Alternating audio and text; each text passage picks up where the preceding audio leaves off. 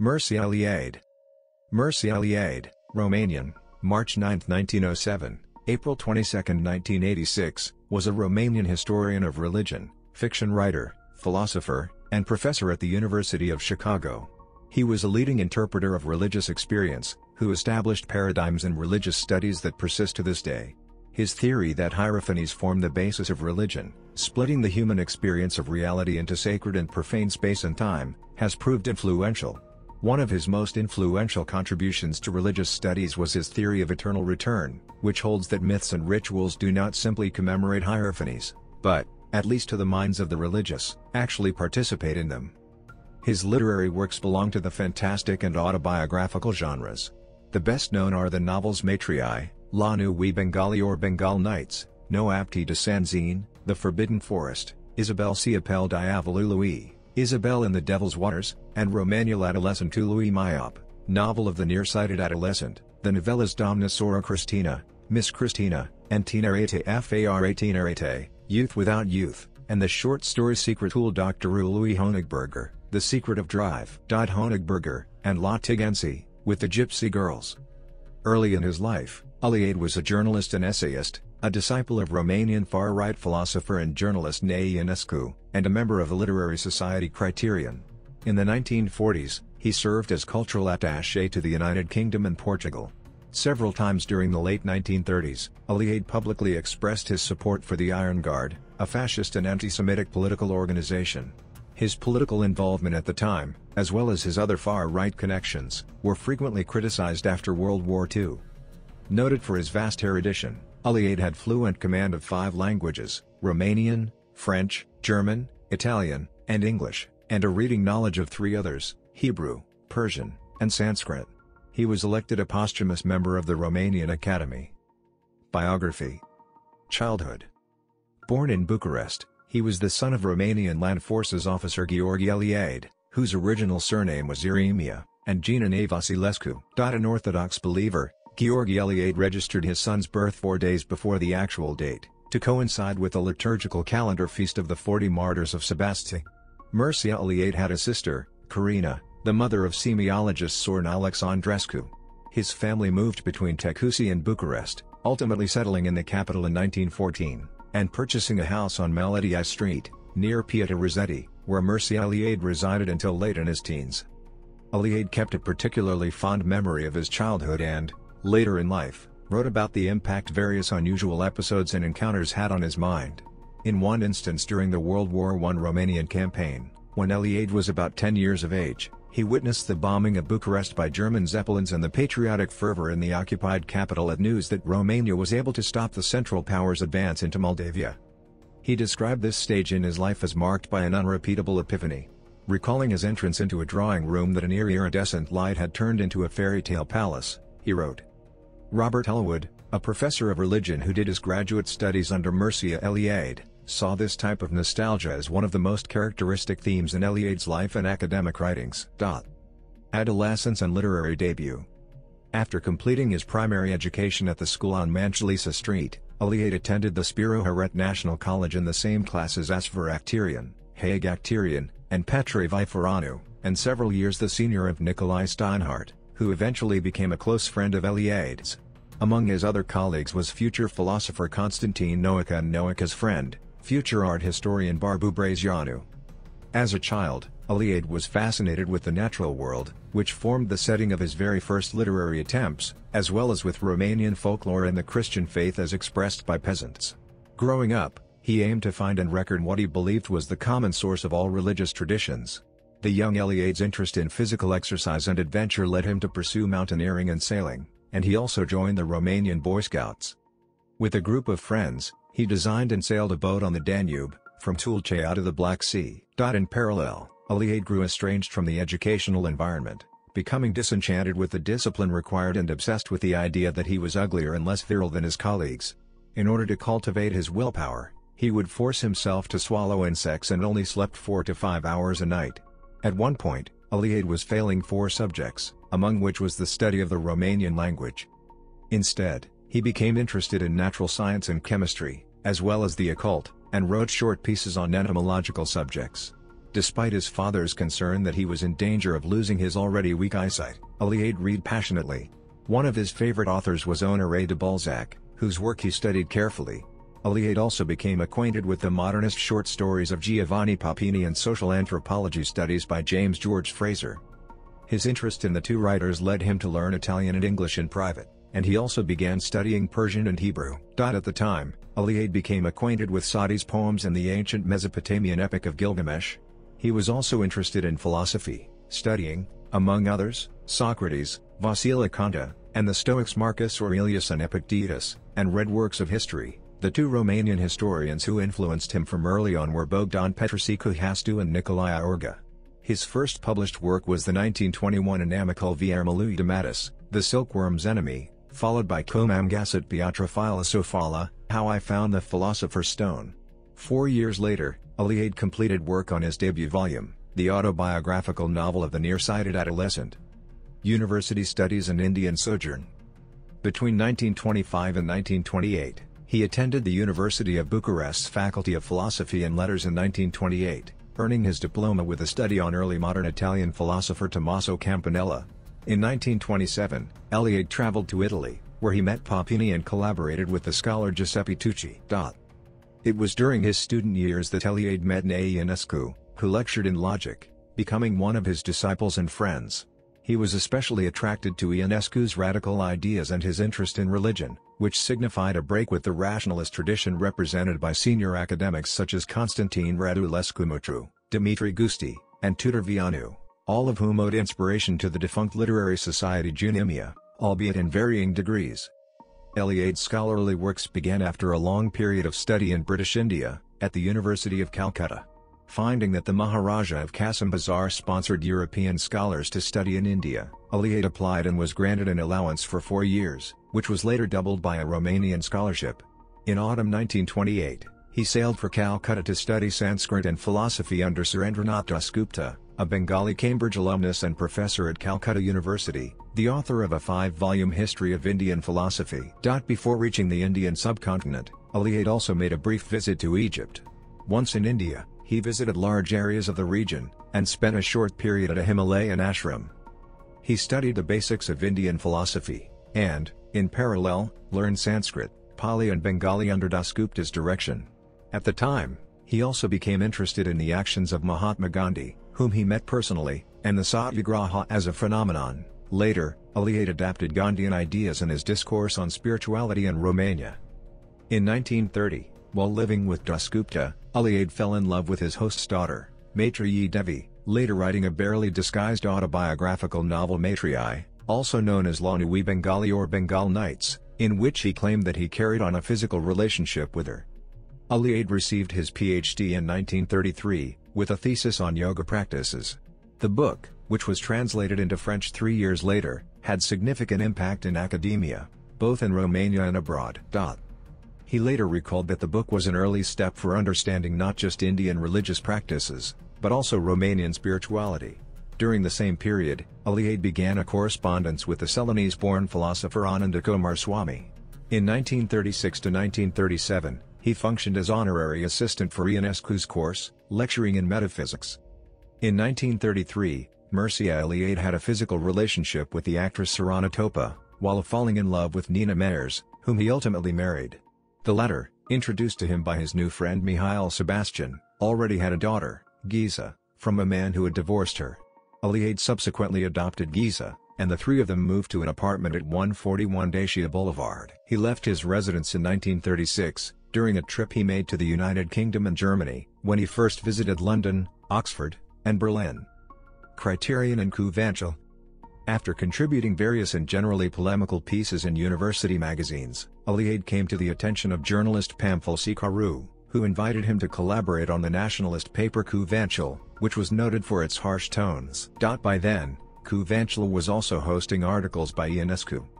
As one of the figures in the Criterion Literary Society, 1933 to 1934, Eliade's initial encounter with the traditional far right was polemical. The group's conferences were stormed by members of A.C. Kuz's National Christian Defense League, who objected to what they viewed as pacifism and addressed anti-Semitic insults to several speakers, including Sebastian. In 1933, He was among the signers of a manifesto opposing Nazi Germany's state-enforced racism.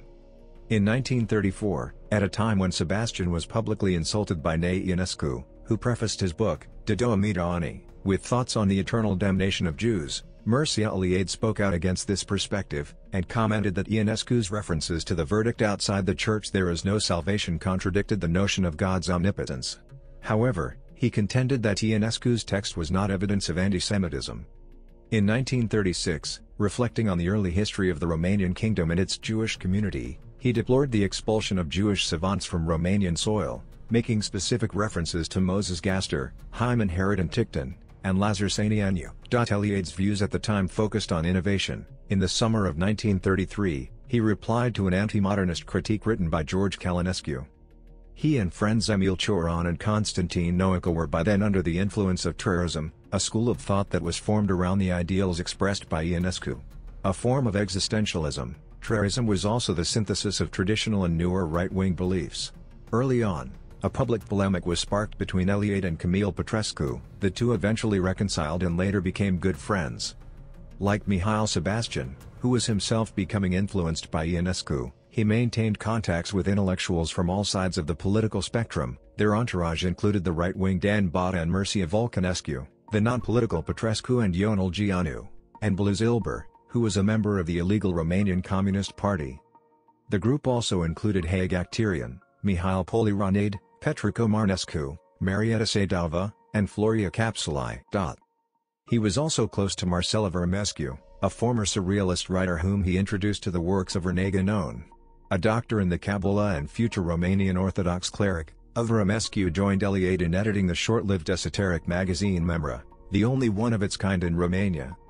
Among the intellectuals who attended his lectures were Mihai Sora, whom he deemed his favorite student, Eugene Cleru and Miron Constantinescu, known later as, respectively, a philosopher, an art critic, and a sociologist and political figure of the communist regime.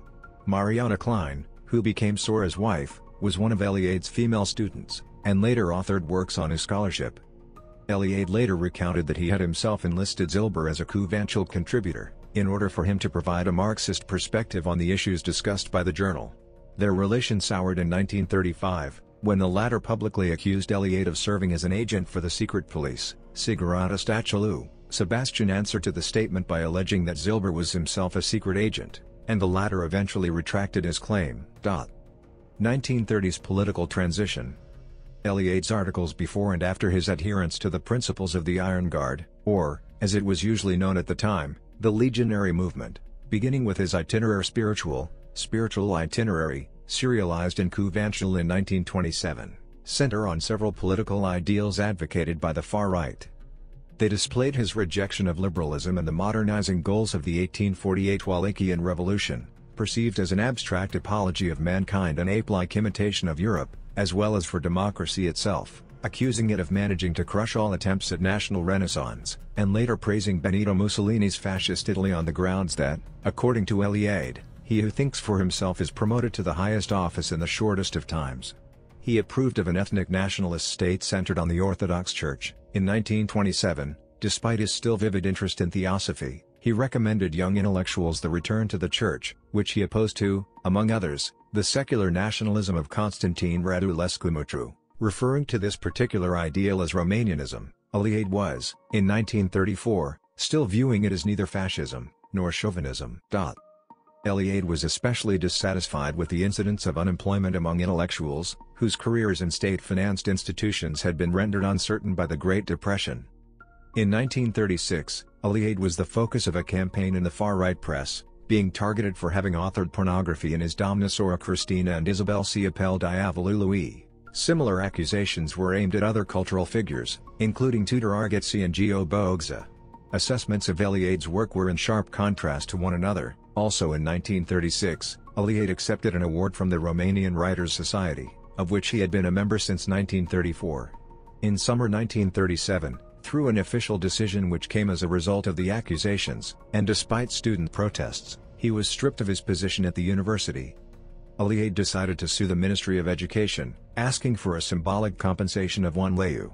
He won the trial, and regained his position as Ionescu's assistant.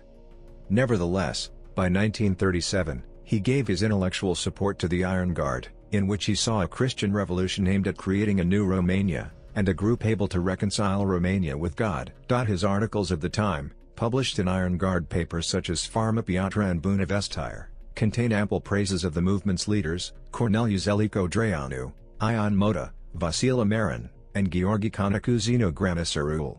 The transition he went through was similar to that of his fellow generation members and close collaborators. Among the notable exceptions to this rule were Petru Comarnescu, sociologist Henri H. Stahl and future dramatist Eugen Ionesco, as well as Sebastian.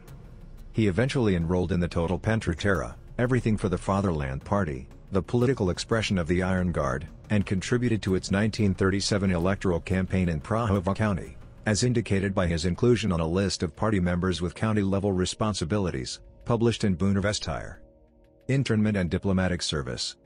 The stance taken by Eliade resulted in his arrest on July 14, 1938 after a crackdown on the Iron Guard authorized by King Carol II. At the time of his arrest, he had just interrupted a column on Provincia și Legionarismul, the province and legionary ideology, in Vremea, having been singled out by Prime Minister Armand Călinescu as an author of Iron Guard propaganda.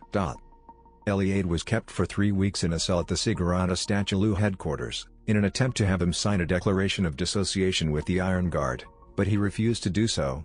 In the first week of August he was transferred to a makeshift camp at Miercuriacic. When Eliade began coughing blood in October 1938, he was taken to a clinic in Moroeni. Eliade was simply released on November 12, and subsequently spent his time writing his play Iphigenia, also known as Iphigenia. In April 1940, with the help of Alexandru Rossetti, became the cultural attaché to the United Kingdom, a posting cut short when Romanian-British foreign relations were broken. After leaving London he was assigned the office of Council and Press Officer, later Cultural Attaché, to the Romanian Embassy in Portugal, where he was kept on as diplomat by the National Legionary State, the Iron Guard government, and, ultimately, by Ion Antonescu's regime. His office involved disseminating propaganda in favor of the Romanian state. In February 1941, weeks after the bloody legionary rebellion was crushed by Antonescu, Iphigenia was staged by the National Theatre Bucharest. The play soon raised doubts that it owed inspiration to the Iron Guard's ideology, and even that its inclusion in the program was a legionary attempt at subversion. In 1942, Eliade authored a volume in praise of the Estado Novo, established in Portugal by Antonio de Oliveira Salazar, claiming that the Salazarian state, a Christian and totalitarian one, is first and foremost based on love. On July 7 of the same year, he was received by Salazar himself, who assigned Eliade the task of warning Antonescu to withdraw the Romanian army from the Eastern Front. "I would not be grinding it in Russia." Eliade also claimed that such contacts with the leader of a neutral country had made him the target for Gestapo surveillance, but that he had managed to communicate Salazar's advice to Mihai Antonescu, Romania's foreign minister. In autumn 1943, he traveled to occupied France, where he rejoined Émile Choron, also meeting with scholar Georges Dumézil and the collaborationist writer Paul Moran. At the same time, he applied for a position of lecturer at the University of Bucharest, but withdrew from the race, leaving Constantine Noica and Ion Zamfarescu to dispute the position. In front of a panel of academics comprising Lucian Blaga and Dimitri Gusti, Zamfarescu's eventual selection, going against Blaga's recommendation, was to be the topic of a controversy. In his private notes, Eliade wrote that he took no further interest in the office, because his visits abroad had convinced him that he had something great to say, and that he could not function within the confines of a minor culture. Also during the war, Eliade traveled to Berlin, where he met and conversed with controversial political theorist Carl Schmitt, and frequently visited Francoist Spain, where he notably attended the 1944 Lusitano Spanish Scientific Congress in Córdoba. It was during his trips to Spain that Eliade met philosophers José Ortega Gasset and Eugenie Dors. He maintained a friendship with Dors, and met him again on several occasions after the war. Nina Eliade fell ill with uterine cancer and died during their stay in Lisbon, in late 1944. As the widower later wrote, the disease was probably caused by an abortion procedure she had undergone at an early stage of their relationship. He came to suffer from clinical depression, which increased as Romania and her Axis allies suffered major defeats on the Eastern Front. Contemplating a return to Romania as a soldier or a monk, he was on a continuous search for effective antidepressants, medicating himself with passion flower extract, and, eventually, with methamphetamine. This was probably not his first experience with drugs. Vague mentions in his notebooks have been read as indication that Mircea Eliade was taking opium during his travels to Calcutta. Later, discussing the works of Aldous Huxley, Eliade wrote that the British author's use of mescaline as a source of inspiration had something in common with his own experience, indicating 1945 as a date of reference and adding that it was needless to explain why that is. Early exile. At signs that the Romanian communist regime was about to take hold, Eliade opted not to return to the country. On September 16, 1945, he moved to France with his adopted daughter Giza.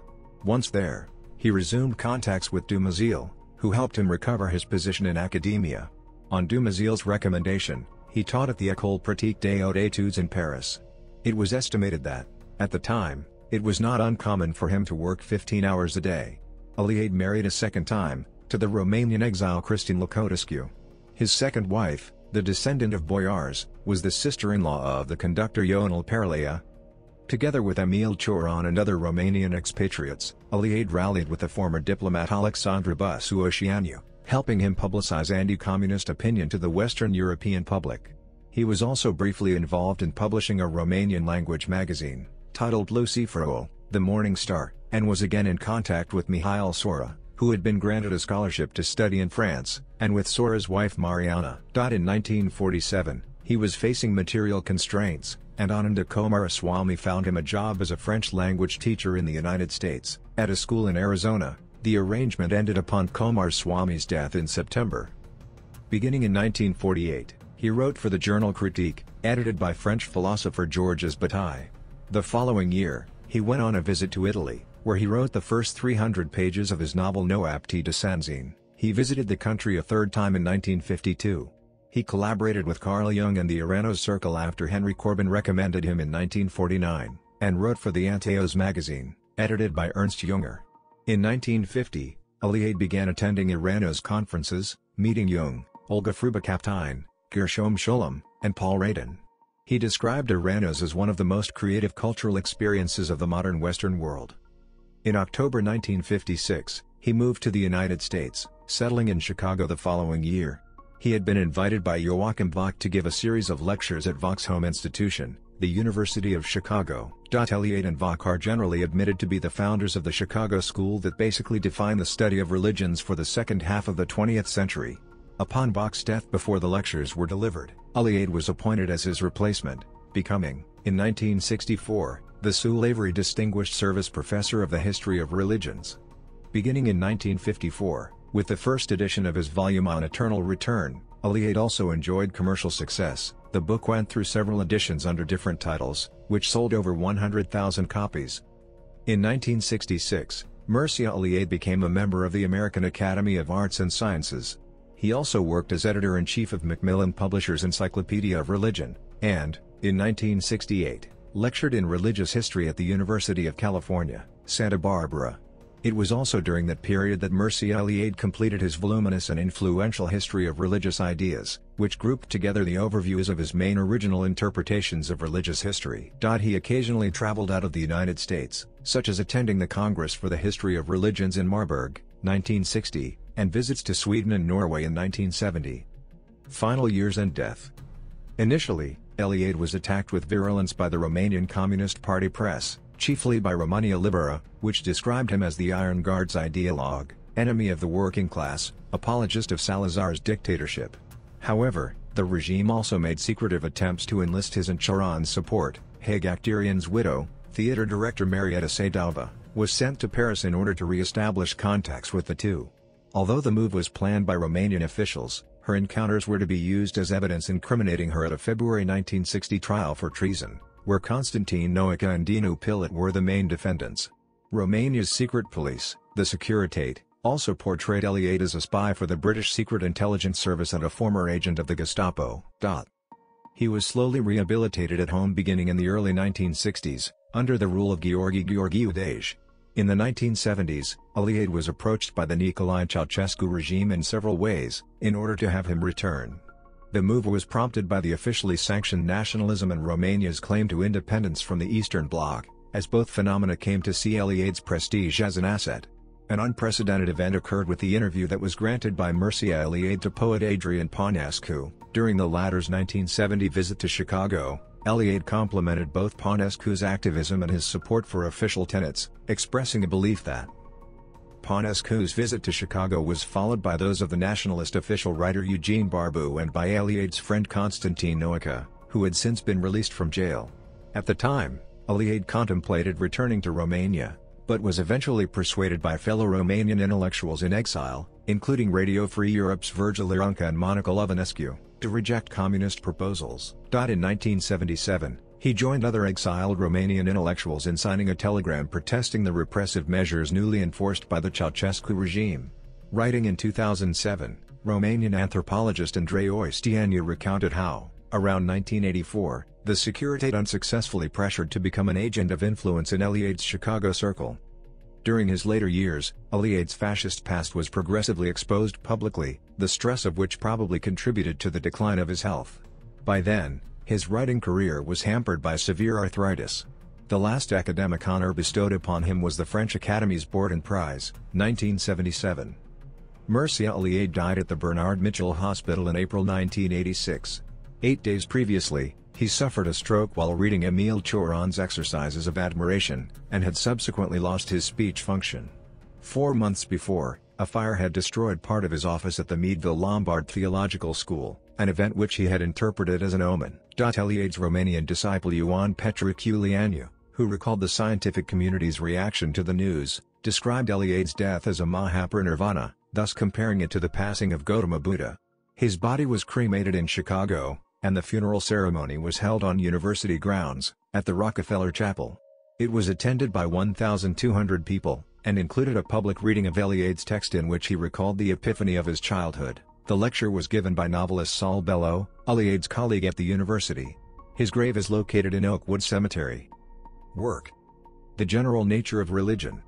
In his work on the history of religion, Eliade is most highly regarded for his writings on alchemy, shamanism, yoga and what he called the eternal return, the implicit belief, supposedly present in religious thought in general, that religious behavior is not only an imitation of, but also a participation in, sacred events, and thus restores the mythical time of origins.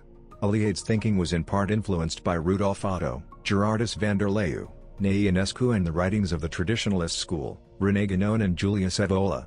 For instance, Eliade's The Sacred and the Profane partially builds on Otto's The Idea of the Holy to show how religion emerges from the experience of the sacred, and myths of time and nature.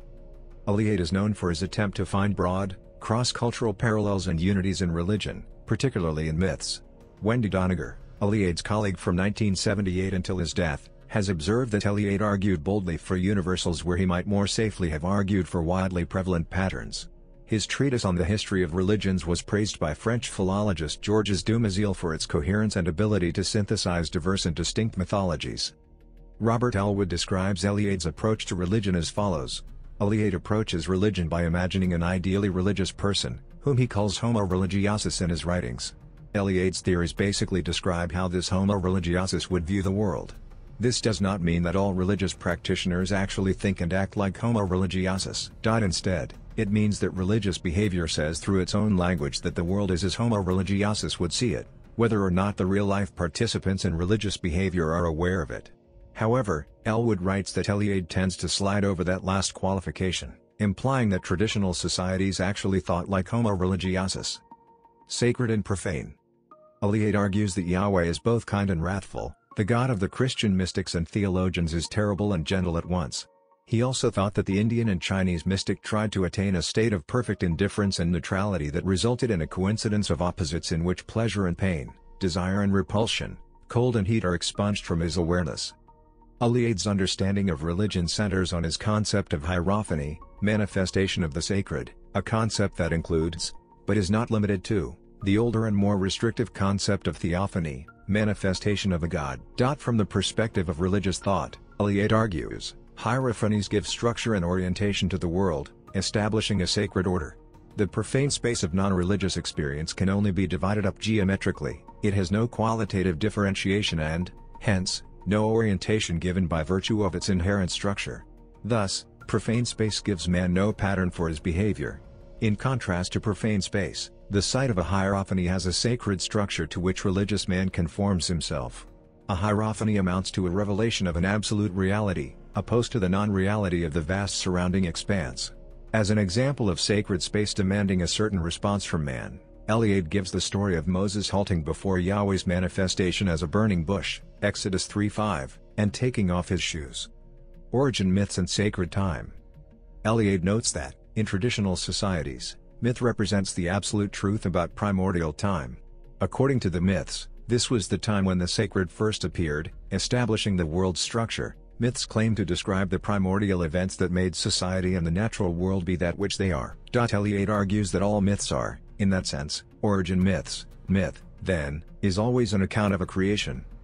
Many traditional societies believe that the power of a thing lies in its origin. If origin is equivalent to power, then it is the first manifestation of a thing that is significant and valid. A thing's reality and value therefore lies only in its first appearance. According to Eliade's theory, only the sacred has value, only a thing's first appearance has value and, therefore, only the sacred's first appearance has value.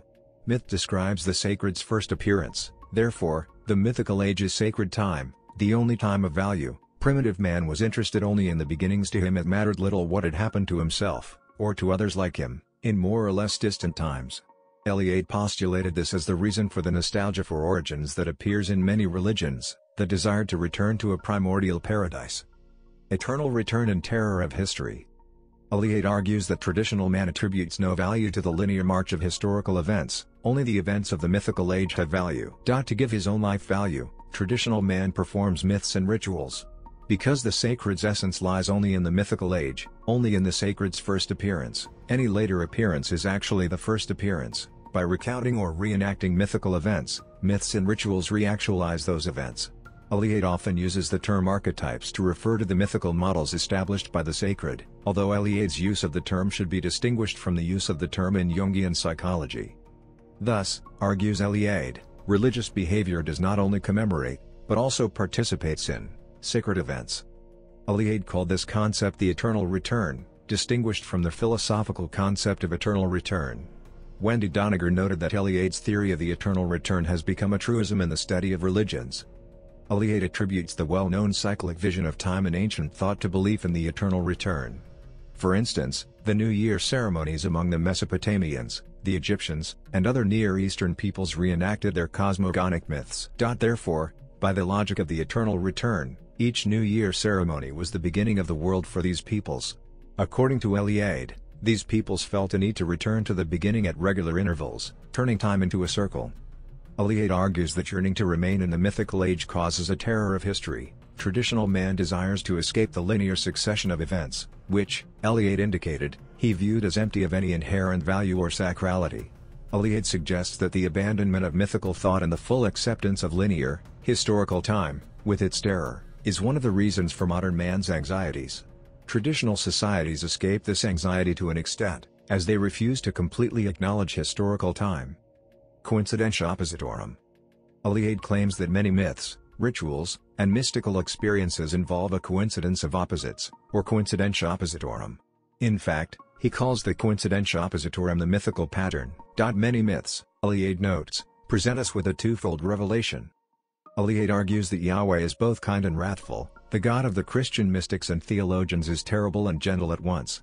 He also thought that the Indian and Chinese mystic tried to attain a state of perfect indifference and neutrality that resulted in a coincidence of opposites in which pleasure and pain, desire and repulsion, cold and heat are expunged from his awareness. According to Eliade, the coincidentia oppositorum's appeal lies in man's deep dissatisfaction with his actual situation, with what is called the human condition. In many mythologies, the end of the mythical age involves a fall, a fundamental ontological change in the structure of the world. Because the coincidentia oppositorum is a contradiction, it represents a denial of the world's current logical structure, a reversal of the fall. Also, traditional man's dissatisfaction with the post-mythical age expresses itself as a feeling of being torn and separate. In many mythologies, the lost mythical age was a paradise, a paradoxical state in which the contraries exist side by side without conflict, and the multiplications form aspects of a mysterious unity. The coincidentia oppositorum expresses a wish to recover the lost unity of the mythical paradise, for it presents a reconciliation of opposites and the unification of diversity. Exceptions to the general nature. Eliade acknowledges that not all religious behavior has all the attributes described in his theory of sacred time and the eternal return. The Zoroastrian, Jewish, Christian, and Muslim traditions embrace linear, historical time as sacred or capable of sanctification, while some Eastern traditions largely reject the notion of sacred time, seeking escape from the cycles of time. Because they contain rituals, Judaism and Christianity necessarily, Eliade argues, retain a sense of cyclic time. However, Judaism and Christianity do not see time as a circle endlessly turning on itself, nor do they see such a cycle as desirable, as a way to participate in the sacred. Instead, these religions embrace the concept of linear history progressing toward the Messianic Age or the Last Judgment, thus initiating the idea of progress. Humans are to work for a paradise in the future. However, Eliade's understanding of Judeo-Christian eschatology can also be understood as cyclical in that the end of time is a return to God. The final catastrophe will put an end to history, hence will restore man to eternity and beatitude. The pre-Islamic Persian religion of Zoroastrianism, which made a notable contribution to the religious formation of the West, also has a linear sense of time. According to Eliade, the Hebrews had a linear sense of time before being influenced by Zoroastrianism. In fact, Eliade identifies the Hebrews, not the Zoroastrians, as the first culture to truly valorize historical time, the first to see all major historical events as episodes in a continuous divine revelation. However, Eliade argues, Judaism elaborated its mythology of linear time by adding elements borrowed from Zoroastrianism, including ethical dualism, a savior figure, the future resurrection of the body, and the idea of cosmic progress toward the final triumph of good. The Indian religions of the East generally retain a cyclic view of time, for instance, the Hindu doctrine of kalpas. According to Eliade, most religions that accept the cyclic view of time also embrace it. They see it as a way to return to the sacred time. However, in Buddhism, Jainism, and some forms of Hinduism, the sacred lies outside the flux of the material world, called Maya, or illusion, and one can only reach it by escaping from the cycles of time. Because the sacred lies outside cyclic time, which conditions humans, people can only reach the sacred by escaping the human condition. According to Eliade, yoga techniques aim at escaping the limitations of the body, allowing the soul, Atman, to rise above Maya and reach the sacred, nirvana, moksha. Imagery of freedom, and of death to one's old body and rebirth with a new body, occur frequently in yogic texts, representing escape from the bondage of the temporal human condition. Eliade discusses these themes in detail in Yoga, Immortality and Freedom. Symbolism of the center. A recurrent theme in Eliade's myth analysis is the axis mundi, the center of the world. According to Eliade, the cosmic center is a necessary corollary to the division of reality into the sacred and the profane.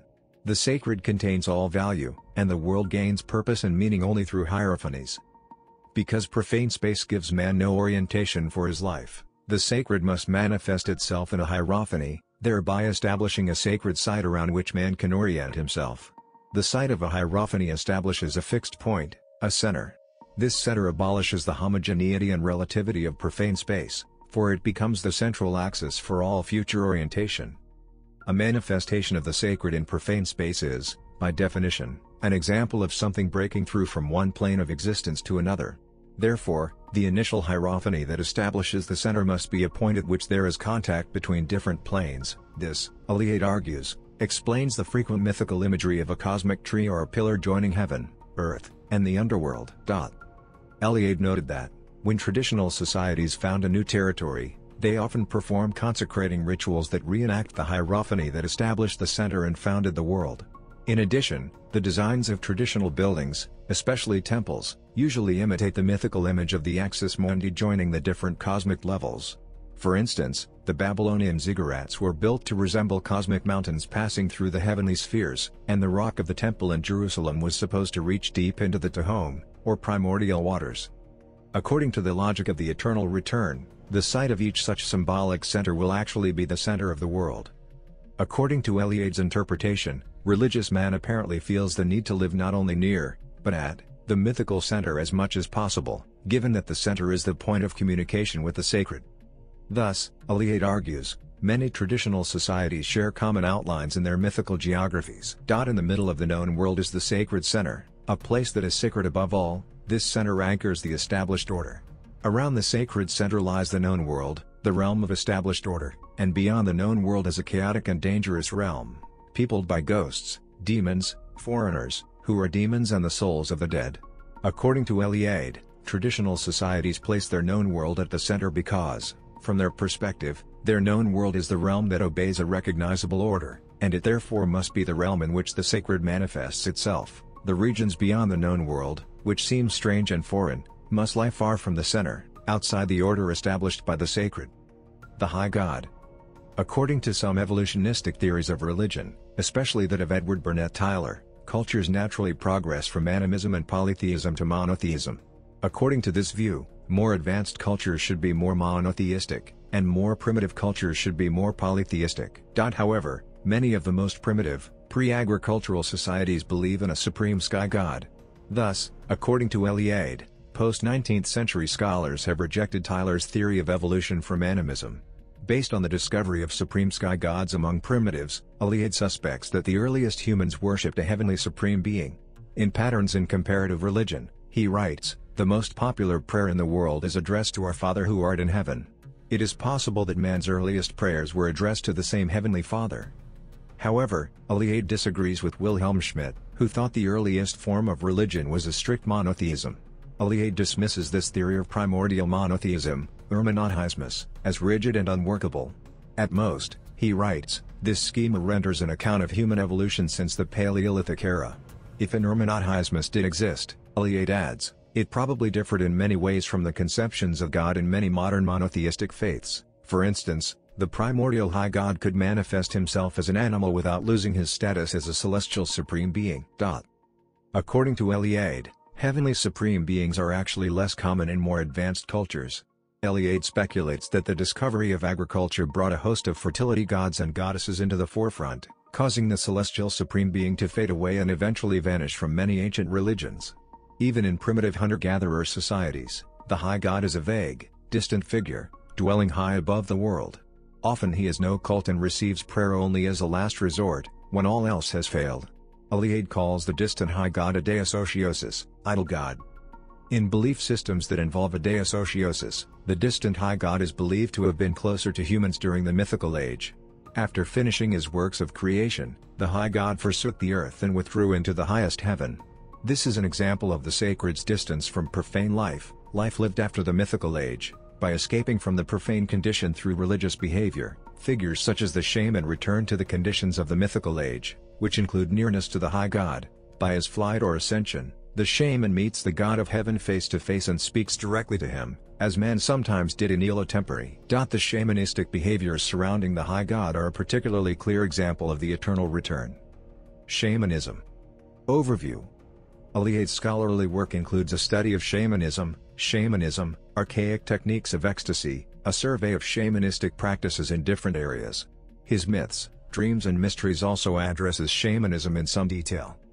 In shamanism, Eliade argues for a restrictive use of the word shaman. It should not apply to just any magician or medicine man, as that would make the term redundant. At the same time, he argues against restricting the term to the practitioners of the sacred of Siberia and Central Asia. It is from one of the titles for this function, namely, Shaman, considered by Eliade to be of Tungusic origin, that the term itself was introduced into Western languages. Eliade defines a shaman as follows. If we define shamanism this way, Eliade claims, we find that the term covers a collection of phenomena that share a common and unique structure and history. When thus defined, shamanism tends to occur in its purest forms in hunting and pastoral societies like those of Siberia and Central Asia, which revere a celestial high god on the way to becoming a deus otiosus. Eliade takes the shamanism of those regions as his most representative example. In his examinations of shamanism, Eliade emphasizes the shaman's attribute of regaining man's condition before the fall out of sacred time, the most representative mystical experience of the archaic societies, that of shamanism, betrays the nostalgia for paradise, the desire to recover the state of freedom and beatitude before the fall. This concern, which, by itself, is the concern of almost all religious behavior, according to Eliade, manifests itself in specific ways in shamanism. Death, resurrection and secondary functions. According to Eliade, one of the most common shamanistic themes is the shaman's supposed death and resurrection. This occurs in particular during his initiation. Often, the procedure is supposed to be performed by spirits who dismember the shaman and strip the flesh from his bones. then put him back together and revive him. In more than one way, this death and resurrection represents the shaman's elevation above human nature. First, the shaman dies so that he can rise above human nature on a quite literal level. After he has been dismembered by the initiatory spirits, they often replace his old organs with new, magical ones. The shaman dies to his profane self so that he can rise again as a new, sanctified being. Second, by being reduced to his bones, the shaman experiences rebirth on a more symbolic level. In many hunting and herding societies, the bone represents the source of life, so reduction to a skeleton is equivalent to re-entering the womb of this primordial life, that is, to a complete renewal, a mystical rebirth. Eliade considers this return to the source of life essentially equivalent to the eternal return. Third, the shamanistic phenomenon of repeated death and resurrection also represents a transfiguration in other ways. The shaman dies not once but many times. Having died during initiation and risen again with new powers, the shaman can send his spirit out of his body on errands. Thus, his whole career consists of repeated deaths and resurrections. The shaman's new ability to die and return to life shows that he is no longer bound by the laws of profane time, particularly the law of death. The ability to die and come to life again denotes that has surpassed the human condition. Having risen above the human condition, the shaman is not bound by the flow of history. Therefore, he enjoys the conditions of the mythical age. In many myths, humans can speak with animals, and, after their initiations, many shamans claim to be able to communicate with animals. According to Eliade, this is one manifestation of the shaman's return to the Iliad tempest described to us by the paradisiac myths. The shaman can descend to the underworld or ascend to heaven, often by climbing the world tree, the cosmic pillar, the sacred ladder, or some other form of the axis mundi. Often, the shaman will ascend to heaven to speak with the high god. Because the gods, particularly the high god, according to Eliade's Deus Otiosus concept, were closer to humans during the mythical age, the shaman's easy communication with the high god represents an abolition of history and a return to the mythical age. Because of his ability to communicate with the gods and descend to the land of the dead, the shaman frequently functions as a psychopomp and a medicine man. Eliade's philosophy. Early contributions. In addition to his political essays, the young Mircea Eliade authored others, philosophical in content. Connected with the ideology of Traorism, they were often prophetic in tone, and saw Eliade being hailed as a herald by various representatives of his generation. When Eliade was 21 years old and publishing his Itinéraire spirituel, literary critic Șerban Cioculescu described him as the column leader of the spiritually mystical and orthodox youth. Cioculescu discussed his impressive erudition, but argued that it was occasionally plethoric, poetically inebriating itself through abuse.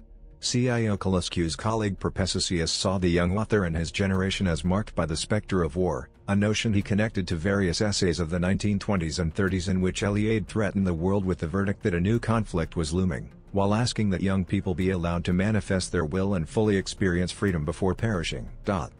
One of Eliade's noted contributions in this respect was the 1932 Soliloquies, which explored existential philosophy.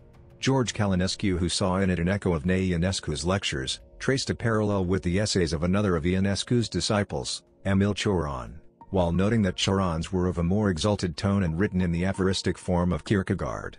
Călinescu recorded Eliade's rejection of objectivity, citing the author's stated indifference towards any naivete or contradictions that the reader could possibly reproach him, as well as his dismissive thoughts of theoretical data and mainstream philosophy in general. Eliade saw the latter as inert, infertile and pathogenic.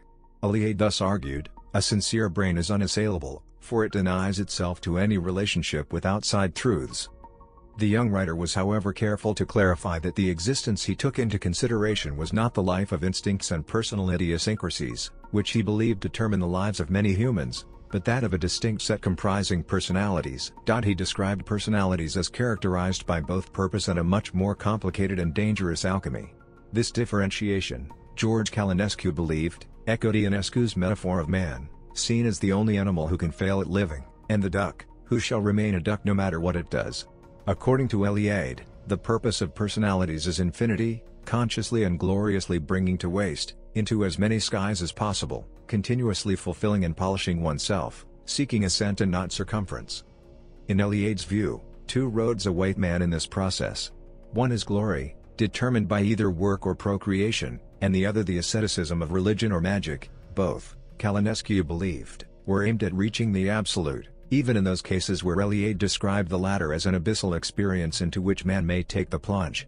The critic pointed out that the addition of a magical solution to the options taken into consideration seemed to be Eliade's own original contributions to his mentor's philosophy, and proposed that it may have owed inspiration to Julius Evola and his disciples. He also recorded that Eliade applied this concept to human creation, and specifically to artistic creation, citing him describing the latter as a magical joy, the victorious break of the iron circle, a reflection of imitatio Dei, having salvation for its ultimate goal. Philosopher of religion. Anti-reductionism and the transconscious. By profession, Eliade was a historian of religion. However, his scholarly works draw heavily on philosophical and psychological terminology. In addition, they contain a number of philosophical arguments about religion. In particular, Eliade often implies the existence of a universal psychological or spiritual essence behind all religious phenomena. Because of these arguments, some have accused Eliade of overgeneralization and essentialism, or even of promoting a theological agenda under the guise of historical scholarship. However, others argue that Eliade is better understood as a scholar who is willing to openly discuss sacred experience and its consequences. In studying religion, Eliade rejects certain reductionist approaches. Eliade thinks a religious phenomenon cannot be reduced to a product of culture and history. He insists that, although religion involves the social man, the economic man, and so forth, nonetheless all these conditioning factors together do not, of themselves, add up to the life of the spirit. Using this anti-reductionist position, Eliade argues against those who accuse him of overgeneralizing, of looking for universals at the expense of particulars. Eliade admits that every religious phenomenon is shaped by the particular culture and history that produced it. However, Eliade argues against those he calls historicist or existentialist philosophers who do not recognize man in general behind particular men produced by particular situations. Eliade cites Immanuel Kant as the likely forerunner of this kind of historicism. He adds that human consciousness transcends, is not reducible to, its historical and cultural conditioning, and even suggests the possibility of a transconscious. By this, Eliade does not necessarily mean anything supernatural or mystical. Within the transconscious, he places religious motifs, symbols, images, and nostalgias that are supposedly universal and whose causes therefore cannot be reduced to historical and cultural conditioning. Platonism and primitive ontology. According to Eliade, traditional man feels that things acquire their reality, their identity, only to the extent of their participation in a transcendent reality. To traditional man, the profane world is meaningless, and a thing rises out of the profane world only by conforming to an ideal, mythical model. Eliade describes this view of reality as a fundamental part of primitive ontology, the study of existence or reality. Here he sees a similarity with the philosophy of Plato, who believed that physical phenomena are pale and transient imitations of eternal models or forms, see theory of forms. He argued. Eliade thinks the Platonic theory of forms is primitive ontology persisting in Greek philosophy. He claims that Platonism is the most fully elaborated version of this primitive ontology. In the structure of religious knowing, Encountering the Sacred in Eliade and Lonergan, John Daniel Dadowski argues that, by making this statement, Eliade was acknowledging indebtedness to Greek philosophy in general, and to Plato's theory of forms specifically, for his own theory of archetypes and repetition. However, Dadowski also states that one should be cautious when trying to assess Eliade's indebtedness to Plato. Dadowski quotes Robert Siegel, a professor of religion, who draws a distinction between Platonism and Eliade's primitive ontology. For Eliade, the ideal models are patterns that a person or object may or may not imitate. For Plato, there is a form for everything, and everything imitates a form by the very fact that it exists. Existentialism and secularism. Behind the diverse cultural forms of different religions, Eliade proposes a universal, traditional man, he claims, always believes that there is an absolute reality, the sacred, which transcends this world but manifests itself in this world, thereby sanctifying it and making it real. Furthermore, traditional man's behavior gains purpose and meaning through the sacred. By imitating divine behavior, man puts and keeps himself close to the gods, that is, in the real and the significant. According to Eliade, modern non-religious man assumes a new existential situation. For traditional man, historical events gain significance by imitating sacred, transcendent events. In contrast, non-religious man lacks sacred models for how history or human behavior should be, so he must decide on his own how history should proceed. He regards himself solely as the subject and agent of history, and refuses all appeal to transcendence. From the standpoint of religious thought, the world has an objective purpose established by mythical events, to which man should conform himself. Myth teaches the primordial stories that have constituted him existentially. From the standpoint of secular thought, any purpose must be invented and imposed on the world by man. Because of this new existential situation, Eliade argues, the sacred becomes the primary obstacle to non-religious man's freedom. In viewing himself as the proper maker of history, non-religious man resists all notions of an externally, for instance, divinely, imposed order or model he must obey. Modern man makes himself, and he only makes himself completely in proportion as he desacralizes himself and the world. He will not truly be free until he has killed the last god. Religious survivals in the secular world. Eliade says that secular man cannot escape his bondage to religious thought. By its very nature, secularism depends on religion for its sense of identity, by resisting sacred models, by insisting that man make history on his own. Secular man identifies himself only through opposition to religious thought. He recognizes himself in proportion as he frees and purifies himself from the superstitions of his ancestors. Furthermore, modern man still retains a large stock of camouflaged myths and degenerated rituals. For example, modern social events still have similarities to traditional initiation rituals, and modern novels feature mythical motifs and themes. Finally, secular man still participates in something like the eternal return. By reading modern literature, modern man succeeds in obtaining an escape from time comparable to the emergence from time effected by myths. Eliade sees traces of religious thought even in secular academia. He thinks modern scientists are motivated by the religious desire to return to the sacred time of origins. Eliade believes the rise of materialism in the 19th century forced the religious nostalgia for origins to express itself in science. He mentions his own field of history of religions as one of the fields that was obsessed with origins during the 19th century. In some of his writings, Eliade describes modern political ideologies as secularized mythology. According to Eliade, Marxism takes up and carries on one of the great eschatological myths of the Middle Eastern and Mediterranean world, namely, the redemptive part to be played by the just, the elect, the anointed, the innocent, the missioners, in our own days the proletariat, whose sufferings are invoked to change the ontological status of the world. Eliade sees the widespread myth of the Golden Age, which, according to a number of traditions, lies at the beginning and the end of history, as the precedent for Karl Marx's vision of a classless society.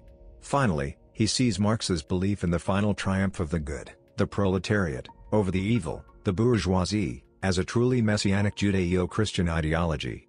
Despite Marx's hostility toward religion, Eliade implies, his ideology works within a conceptual framework inherited from religious mythology. Likewise, Eliade notes that Nazism involved a pseudo-pagan mysticism based on ancient Germanic religion. He suggests that the differences between the Nazis' pseudo-Germanic mythology and Marx's pseudo-Judeo-Christian mythology explain their differing success. Modern man and the terror of history. According to Eliade, modern man displays traces of mythological behavior because he intensely needs sacred time and the eternal return. Despite modern man's claims to be non-religious, he ultimately cannot find value in the linear progression of historical events. Even modern man feels the terror of history. Here too there is always the struggle against time, the hope to be freed from the weight of dead time, of the time that crushes and kills. According to Eliade, this terror of history becomes especially acute when violent and threatening historical events confront modern man. The mere fact that a terrible event has happened, that it is part of history, is of little comfort to those who suffer from it. Eliade asks rhetorically how modern man can tolerate the catastrophes and horrors of history, from collective deportations and massacres to atomic bombings, if beyond them he can glimpse no sign, no trans-historical meaning. Eliade indicates that, if repetitions of mythical events provided sacred value and meaning for history in the eyes of ancient man, modern man has denied the sacred and must therefore invent value and purpose on his own. Without the sacred to confer an absolute, objective value upon historical events, modern man is left with a relativistic or nihilistic view of history and a resulting spiritual aridity. In Chapter 4, The Terror of History, of the Myth of the Eternal Return, and Chapter 9, Religious Symbolism and the Modern Man's Anxiety, of Myths, Dreams, and Mysteries, Eliade argues at length that the rejection of religious thought is a primary cause of modern man's anxieties. Intercultural dialogue and a new humanism. Eliade argues that modern man may escape the terror of history by learning from traditional cultures. For example, Eliade thinks Hinduism has advice for modern Westerners. According to many branches of Hinduism, The world of historical time is illusory, and the only absolute reality is the immortal soul or Atman within man. According to Eliade, Hindus thus escape the terror of history by refusing to see historical time as the true reality. Eliade notes that a Western or continental philosopher might feel suspicious toward this Hindu view of history. However, Eliade argues that the Hindu approach to history does not necessarily lead to a rejection of history. On the contrary, in Hinduism historical human existence is not the absurdity that many continental philosophers see it as. According to Hinduism, history is a divine creation, and one may live contentedly within it as long as one maintains a certain degree of detachment from it. One is devoured by time, by history, not because one lives in them, but because one thinks them real and, in consequence, one forgets or undervalues eternity. Furthermore, Eliade argues that Westerners can learn from non-Western cultures to see something besides absurdity in suffering and death. Traditional cultures see suffering and death as a rite of passage. In fact, their initiation rituals often involve a symbolic death and resurrection, or symbolic ordeals followed by relief. Thus, Eliade argues, modern man can learn to see his historical ordeals, even death, as necessary initiations into the next stage of one's existence. Eliade even suggests that traditional thought offers relief from the vague anxiety caused by our obscure presentiment of the end of the world, or more exactly of the end of our world, our own civilization. Many traditional cultures have myths about the end of their world or civilization. However, these myths do not succeed in paralyzing either life or culture. These traditional cultures emphasize cyclic time and, therefore, the inevitable rise of a new world or civilization on the ruins of the old. Thus, they feel comforted even in contemplating the end times. Eliade argues that a Western spiritual rebirth can happen within the framework of Western spiritual traditions. However, he says, to start this rebirth, Westerners may need to be stimulated by ideas from non-Western cultures. In his myths, dreams, and mysteries, Eliade claims that a genuine encounter between cultures might well constitute the point of departure for a new humanism, upon a world scale. Christianity and the salvation of history. Mircea Eliade sees the Abrahamic religions as a turning point between the ancient, cyclic view of time and the modern, linear view of time, noting that, in their case, sacred events are not limited to a far-off primordial age, but continue throughout history. Time is no longer the circular time of the eternal return, it has become linear and irreversible time. He thus sees in Christianity the ultimate example of a religion embracing linear, historical time. When God is born as a man, into the stream of history, all history becomes a theophany. According to Eliade, Christianity strives to save history. In Christianity, the sacred enters a human being, Christ, to save humans, but it also enters history to save history and turn otherwise ordinary, historical events into something capable of transmitting a trans-historical message. From Eliade's perspective, Christianity's trans-historical message may be the most important help that modern man could have in confronting the terror of history. In his book Mito, Myth, Italian researcher Furio Gessi argues that Eliade denies man the position of a true protagonist in history. For Eliade, true human experience lies not in intellectually making history, but in man's experiences of joy and grief. Thus, from Eliade's perspective, the Christ story becomes the perfect myth for modern man. In Christianity, God willingly entered historical time by being born as Christ, and accepted the suffering that followed. By identifying with Christ, modern man can learn to confront painful historical events. Ultimately, according to Gessi, Eliade sees Christianity as the only religion that can save man from the terror of history. In Eliade's view, traditional man sees time as an endless repetition of mythical archetypes. In contrast, modern man has abandoned mythical archetypes and entered linear, historical time. In this context, unlike many other religions, Christianity attributes value to historical time. Thus, Eliade concludes, Christianity incontestably proves to be the religion of fallen man, of modern man who has lost the paradise of archetypes and repetition.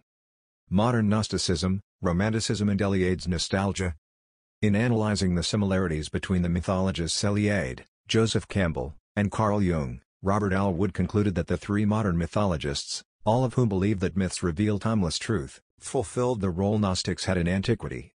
The diverse religious movements covered by the term Gnosticism share the basic doctrines that the surrounding world is fundamentally evil or inhospitable, that we are trapped in the world through no fault of our own, and that we can be saved from the world only through secret knowledge, gnosis. Elwood claimed that the three mythologists were modern Gnostics through and through, remarking, according to Elwood, The mythologists believed in Gnosticism's basic doctrines, even if in a secularized form. Eliade also believes that Romanticism, which stimulated the modern study of mythology, strongly influenced the mythologists. Because Romantics stress that emotion and imagination have the same dignity as reason, Eliade argues, they tend to think political truth is known less by rational considerations than by its capacity to fire the passions and, therefore, that political truth is very apt to be found in the distant past. As modern Gnostics, Eliade argues, the three mythologists felt alienated from the surrounding modern world. As scholars, they knew of primordial societies that had operated differently from modern ones. And as people influenced by Romanticism, they saw myths as a saving gnosis that offered avenues of eternal return to simpler primordial ages when the values that ruled the world were forged. In addition, Eliade identifies Eliade's personal sense of nostalgia as a source for his interest in, or even his theories about, traditional societies. He cites Eliade himself claiming to desire an eternal return like that by which traditional man returns to the mythical paradise. My essential preoccupation is precisely the means of escaping history, of saving myself through symbol, myth, rite, archetypes. In Eliade's view, Eliade's nostalgia was only enhanced by his exile from Romania. In later years Eliade felt about his own Romanian past as did primal folk about mythic time. He was drawn back to it, yet he knew he could not live there, and that all was not well with it. He suggests that this nostalgia, along with Eliade's sense that exile is among the profoundest metaphors for all human life, influenced Eliade's theories. Eliade sees evidence of this in Eliade's concept of the terror of history from which modern man is no longer shielded. In this concept, Eliade sees an element of nostalgia for earlier times when the sacred was strong and the terror of history had barely raised its head. Criticism of Eliade's scholarship. Overgeneralization.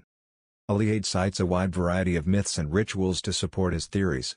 However, he has been accused of making overgeneralizations. Many scholars think he lacks sufficient evidence to put forth his ideas as universal, or even general, principles of religious thought. According to one scholar, Eliade may have been the most popular and influential contemporary historian of religion, but many, if not most, specialists in anthropology, sociology, and even history of religions have either ignored or quickly dismissed Eliade's works. The classicist G.S. Kirk criticizes Eliade's insistence that Australian Aborigines and ancient Mesopotamians had concepts of being, non-being, real, and becoming, although they lacked words for them. Kirk also believes that Eliade overextends his theories. For example, Eliade claims that the modern myth of the noble savage results from the religious tendency to idealize the primordial, mythical age. According to Kirk, such extravagances, together with the marked repetitiousness, have made Eliade unpopular with many anthropologists and sociologists. In Kirk's view, Eliade derived his theory of eternal return from the functions of Australian Aboriginal mythology and then proceeded to apply the theory to other mythologies to which it did not apply.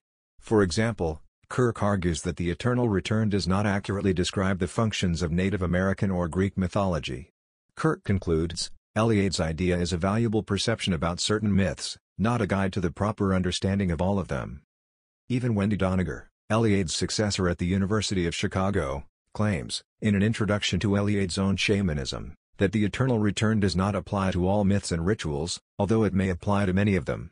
However, although Doniger agrees that Eliade made overgeneralizations, she notes that his willingness to argue boldly for universals allowed him to see patterns that spanned the entire globe and the whole of human history. Whether they were true or not, she argues, Eliade's theories are still useful as starting points for the comparative study of religion. She also argues that Eliade's theories have been able to accommodate new data to which Eliade did not have access. Lack of empirical support. Several researchers have criticized Eliade's work as having no empirical support. Thus, he is said to have failed to provide an adequate methodology for the history of religions and to establish this discipline as an empirical science, though the same critics admit that the history of religions should not aim at being an empirical science anyway. Specifically, his claim that the sacred is a structure of human consciousness is distrusted as not being empirically provable. No one has yet turned up the basic category sacred. Also, there has been mention of his tendency to ignore the social aspects of religion. Anthropologist Alice Keogh is highly critical of Eliade's work on shamanism, namely because he was not an anthropologist but a historian. She contends that Eliade never did any field work or contacted any indigenous groups that practiced shamanism, and that his work was synthesized from various sources without being supported by direct field research. In contrast, Professor Keith W. Boley of the University of California, Los Angeles argues that Professor Eliade's approach, in all his works, is empirical. Bolle sets Eliade apart for what he sees as Eliade's particularly close attention to the various particular motifs of different myths.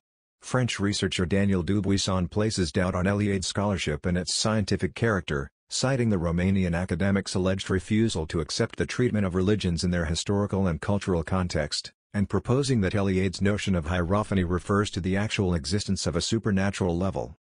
Ronald N., a historian of India and University of Chicago professor, criticized Mircea Eliade, alongside other intellectual figures, Carl Jung and Joseph Campbell among them, for encouraging a romantic view of Hinduism. He argued that their approach to the subject relied mainly on an Orientalist approach, and made Hinduism seem like a private realm of the imagination and the religious which modern, Western man lacks but needs.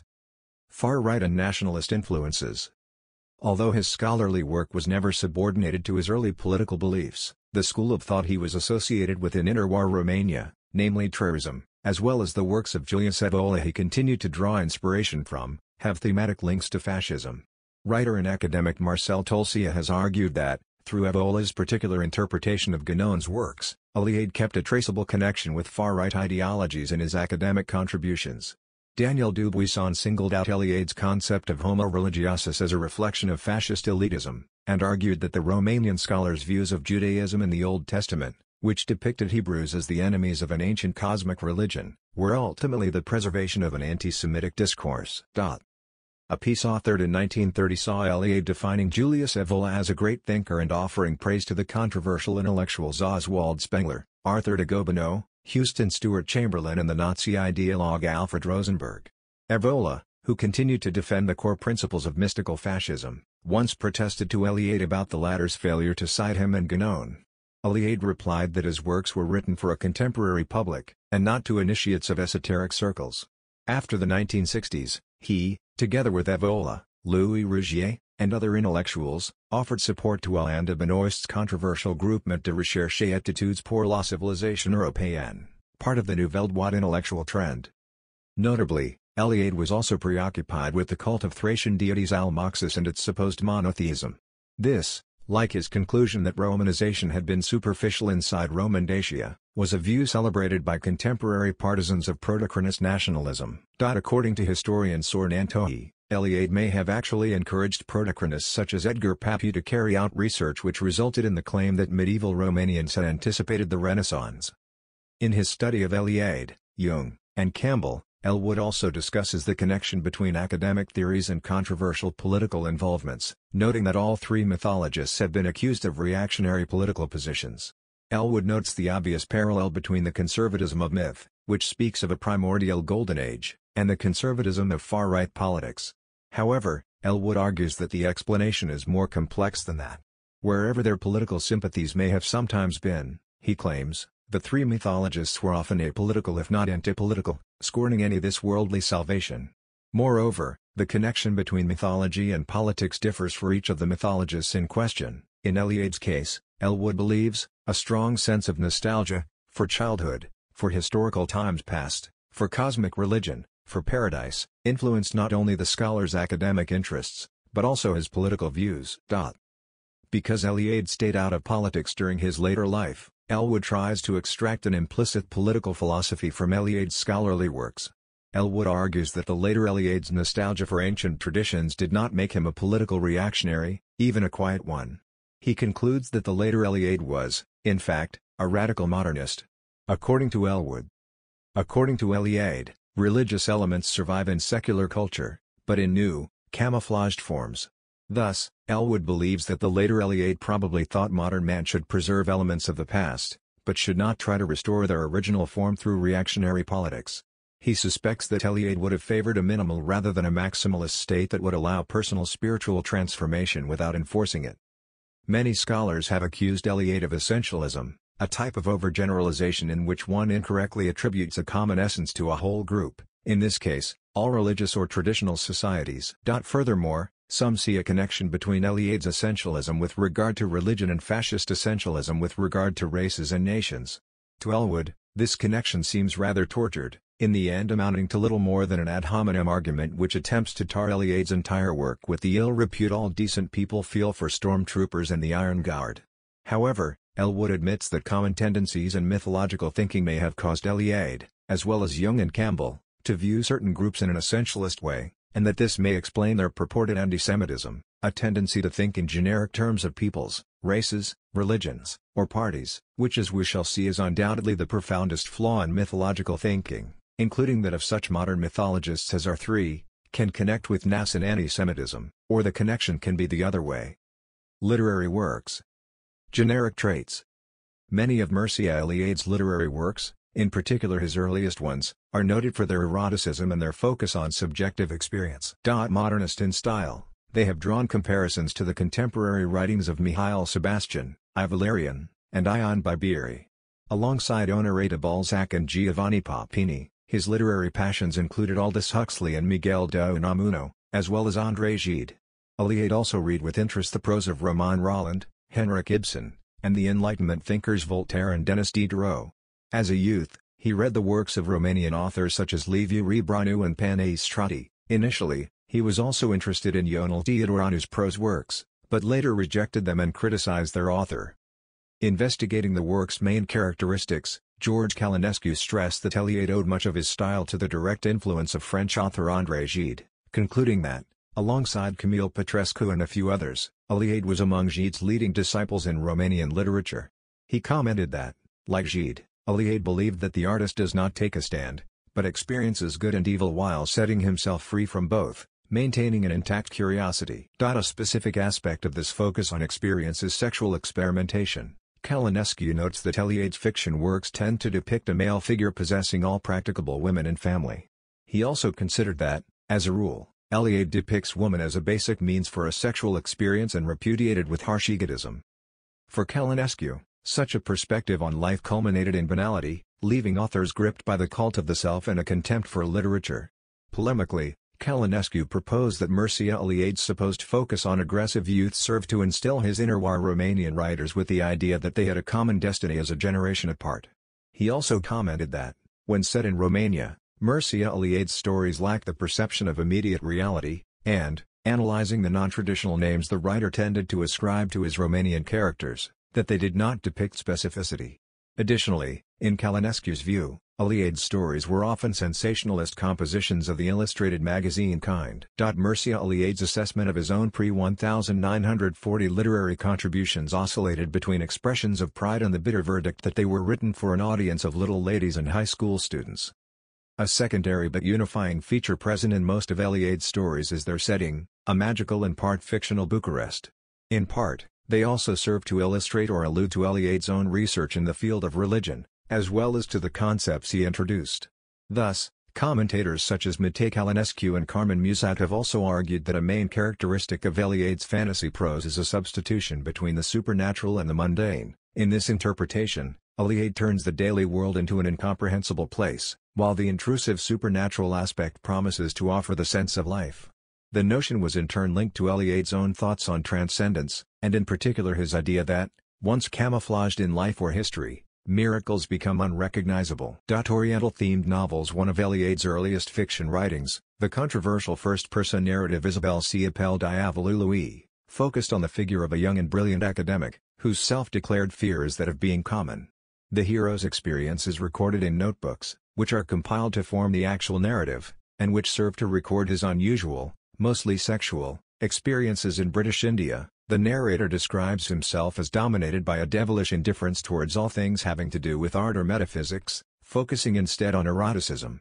The guest of a pastor, the scholar ponders sexual adventures with his host's wife, servant girl, and finally with his daughter Isabel. Persuading the pastor's adolescent son to run away from home, becoming the sexual initiator of a 12-year-old girl and the lover of a much older woman, the character also attempts to seduce Isabel. Although she falls in love, the young woman does not give in to his pressures, but eventually allows herself to be abused and impregnated by another character, letting the object of her affection know that she had thought of him all along. One of Eliade's best-known works, the novel Maitreyi, dwells on Eliade's own experience, comprising camouflage details of his relationships with Surendranath Dasgupta and Dasgupta's daughter Maitreyi Devi. The main character, Alan, is an Englishman who visits the Indian engineer Narendra Sen and courts his daughter, herself known as Maitreyi. The narrative is again built on notebooks to which Alan adds his comments. This technique Calinescu describes as boring, and its results cynical. Alan himself stands alongside Eliade's male characters, whose focus is on action, sensation and experience. His chaste contacts with Maitre Yi are encouraged by Sen, who hopes for a marriage which is nonetheless abhorred by his would-be European son-in-law. Instead, Alan is fascinated to discover Maitre Yi's Oriental version of platonic love, marked by spiritual attachment more than by physical contact. However, their affair soon after turns physical, and she decides to attach herself to Alan as one would to a husband, in what is an informal and intimate wedding ceremony, which sees her vowing her love and invoking an earth goddess as the seal of union. Upon discovering this, Narendra Sen becomes enraged, rejecting their guest and keeping Maitre Yi in confinement. As a result, his daughter decides to have intercourse with a lowly stranger, becoming pregnant in the hope that her parents would consequently allow her to marry her lover. However, the story also casts doubt on her earlier actions, reflecting rumors that Maitre Yi was not a virgin at the time she and Alan first met, which also seems to expose her father as a hypocrite. George Calinescu objected to the narrative, arguing that both the physical affair and the father's rage seemed artificial, while commenting that Eliade placing doubt on his Indian character's honesty had turned the plot into a piece of ethnological humor. Noting that the work developed on a classical theme of miscegenation, which recalled the prose of François-René de Chateaubriand and Pierre Loti, the critic proposed that its main merit was in introducing the exotic novel to local literature. Mircea Eliade's other early works include Sentier, Building Site, a part novel, part diary account of his Indian sojourn. George Calinescu objected to its monotony, and, noting that it featured a set of intelligent observations, criticized the banality of its ideological conversations. Sentier was also noted for its portrayal of drug addiction and intoxication with opium, both of which could have referred to Eliade's actual travel experience. Portraits of a Generation. In his earliest novel, titled Novel of the Nearsighted Adolescent and written in the first person, Eliade depicts his experience through high school. It is proof of the influence exercised on him by the literature of Giovanni Papini, and in particular by Papini's story Un Uomo Finito. Each of its chapters reads like an independent novella, and, in all, the work experiments with the limits traced between novel and diary. Literary critic Eugene Simeon called it the most valuable among Eliade's earliest literary attempts, but noted that, being ambitious, the book had failed to achieve an aesthetically satisfactory format. According to Simeon, the innovative intent of the novel was provided by its technique, by its goal of providing authenticity in depicting experiences, and by its insight into adolescent psychology. The novel notably shows its narrator practicing self-flagellation. Eliade's 1934 novel Intarsaria din Rai, Return from Paradise, centers on Pavel Onise, a young man who seeks knowledge through what Calinescu defined as sexual excess. His search leaves him with a reduced sensitivity. Right after being confronted with his father's death, Onise breaks out in tears only after sitting through an entire dinner. The other characters, standing for Eliade's generation, all seek knowledge through violence or retreat from the world. Nonetheless, unlike Onise, they ultimately fail at imposing rigors upon themselves. Pavel himself eventually abandons his belief in sex as a means for enlightenment, and commits suicide in hopes of reaching the level of primordial unity. The solution, George Calinescu noted, mirrored the strange murder in Gilles Lafcatio's adventures. Eliade himself indicated that the book dealt with the loss of the beatitude, illusions, and optimism that had dominated the first 20 years of Greater Romania. Robert Alwood connected the work to Eliade's recurring sense of loss in respect to the atmosphere of euphoria and faith of his adolescence. Calinescu criticizes Intarsaria din Rai, describing its dialogue sequences as awkward, its narrative as void, and its artistic interest as non-existent, proposing that the reader could however find it relevant as the document of a mentality. The lengthy novel Hooliganii, The Hooligans, is intended as the fresco of a family, and, through it, that of an entire generation. The book's main protagonist, Petru Onise, is a composer who places value in experiments. Other characters include Dragu, who considers a hooligan's experience as the only fertile debut into life, and the totalitarian Alexandru Plesa, who is on the search for the heroic life by enlisting youth in perfect regiments, equally intoxicated by a collective myth. Calinescu thought that the young male characters all owed inspiration to Fyodor Dostoevsky's Rodion Romanovich Raskolnikov, see Crime and Punishment. Onise, who partly shares Plesa's vision for a collective experiment, is also prone to sexual adventures, and seduces the women of the Leca family, who have hired him as a piano teacher. Romanian-born novelist Norman Manea called Onise's experiment, the paraded defiance of bourgeois conventions, in which venereal disease and lubricity dwell together. In one episode of the book, Anise convinces Anasaur Aleka to gratuitously steal from her parents, an outrage which leads her mother to moral decay and, eventually, to suicide. George Kalinescu criticized the book for inconsistencies and excesses in Dostoevskianism, but noted that the Leka family portrayal was suggestive, and that the dramatic scenes were written with a remarkable poetic calm.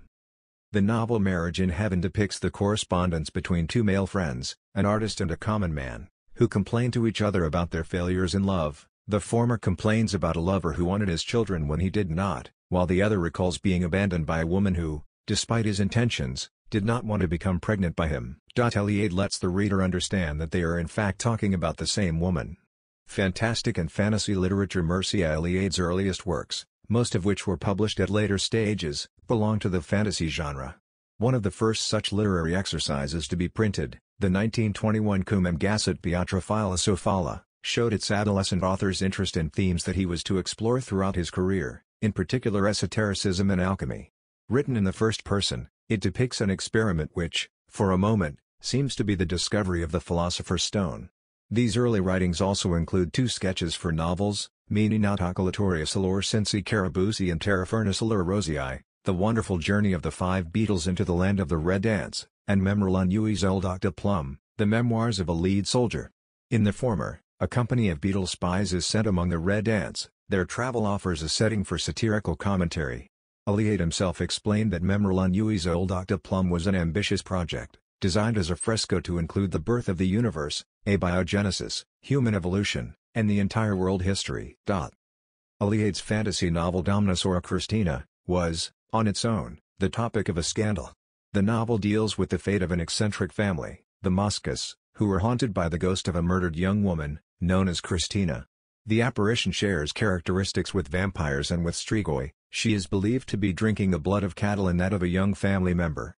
The young man Egor becomes the object of Christina's desire, and is shown to have intercourse with her. Noting that the plot and setting reminded one of horror fiction works by the German author Hans-Heinz Ewers, and defending Domnisaura Christina in front of harsher criticism, Kalinescu nonetheless argued that the international environment in which it took place was upsetting. He also depicted the plot as focused on major impurity, summarizing the story's references to necrophilia, menstrual fetish and ephebophilia. Eliade's short story Sarpel, the Snake, was described by George Kalinescu as hermetic. While on a trip to the forest, several persons witness a feat of magic performed by the male character Andronic, who summons a snake from the bottom of a river and places it on an island. At the end of the story, Andronic and the female character Dorina are found on the island, naked and locked in a sensual embrace. Kalinescu saw the piece as an allusion to Gnosticism, to the Kabbalah, and to Babylonian mythology, while linking the snake to the Greek mythological figure and major serpent Symbolophion. He was however dissatisfied with this introduction of iconic images, describing it as languishing. The short story Un homme mer, a big man, which Eliade authored during his stay in Portugal, shows a common person, the engineer Cucones, who grows steadily and uncontrollably, reaching immense proportions and ultimately disappearing into the wilderness of the Busegi Mountains. Eliade himself referenced the story in Aldous Huxley's Experiments in the same section of his private notes, a matter which allowed Mircea Eliade to propose that Un homme mer was a direct product of its author's experience with drugs. The same commentator, who deemed Un homme mer perhaps Eliade's most memorable short story, connected it with the Uriasy characters present in Romanian folklore. Other writings. Eliade reinterpreted the Greek mythological figure Iphigenia in his eponymous 1941 play. Here, the maiden falls in love with Achilles, and accepts to be sacrificed on the pyre as a means to ensure both her lover's happiness, as predicted by an oracle, and her father Agamemnon's victory in the Trojan War. Discussing the association Iphigenia's character makes between love and death, Romanian theatre critic Radu Bala noted that it was a possible echo of Meșterul Manole legend, in which a builder of the Curtea de Argus monastery has to sacrifice his wife in exchange for permission to complete work. In contrast with early renditions of the myth by authors such as Euripides and Jean Racine, Eliade's version ends with the sacrifice being carried out in full. In addition to his fiction, the exiled Eliade authored several volumes of memoirs and diaries and travel writings. They were published sporadically, and covered various stages of his life.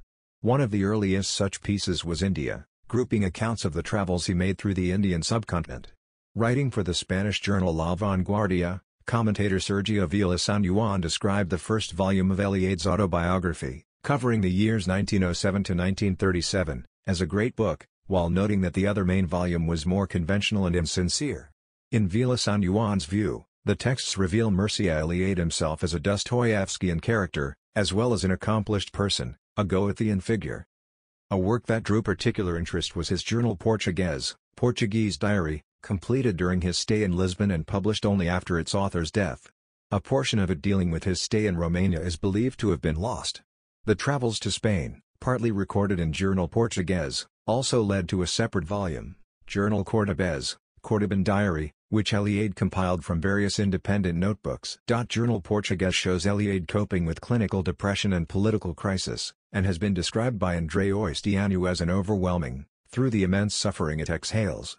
Literary historian Paul Cernat argued that part of the volume is a masterpiece of its time, while concluding that some 700 pages were passable for the among others section of Eliade's bibliography. Noting that the book featured parts where Eliade spoke of himself in eulogistic terms, notably comparing himself favorably to Goethe and Romania's national poet Mihai Eminescu, Cernat accused the writer of egolatry, and deduced that Eliade was ready to step over dead bodies for the sake of his spiritual mission. The same passages led philosopher and journalist Catalina Vermescu to argue that Eliade's behavior was evidence of megalomania. Eliade also wrote various essays of literary criticism.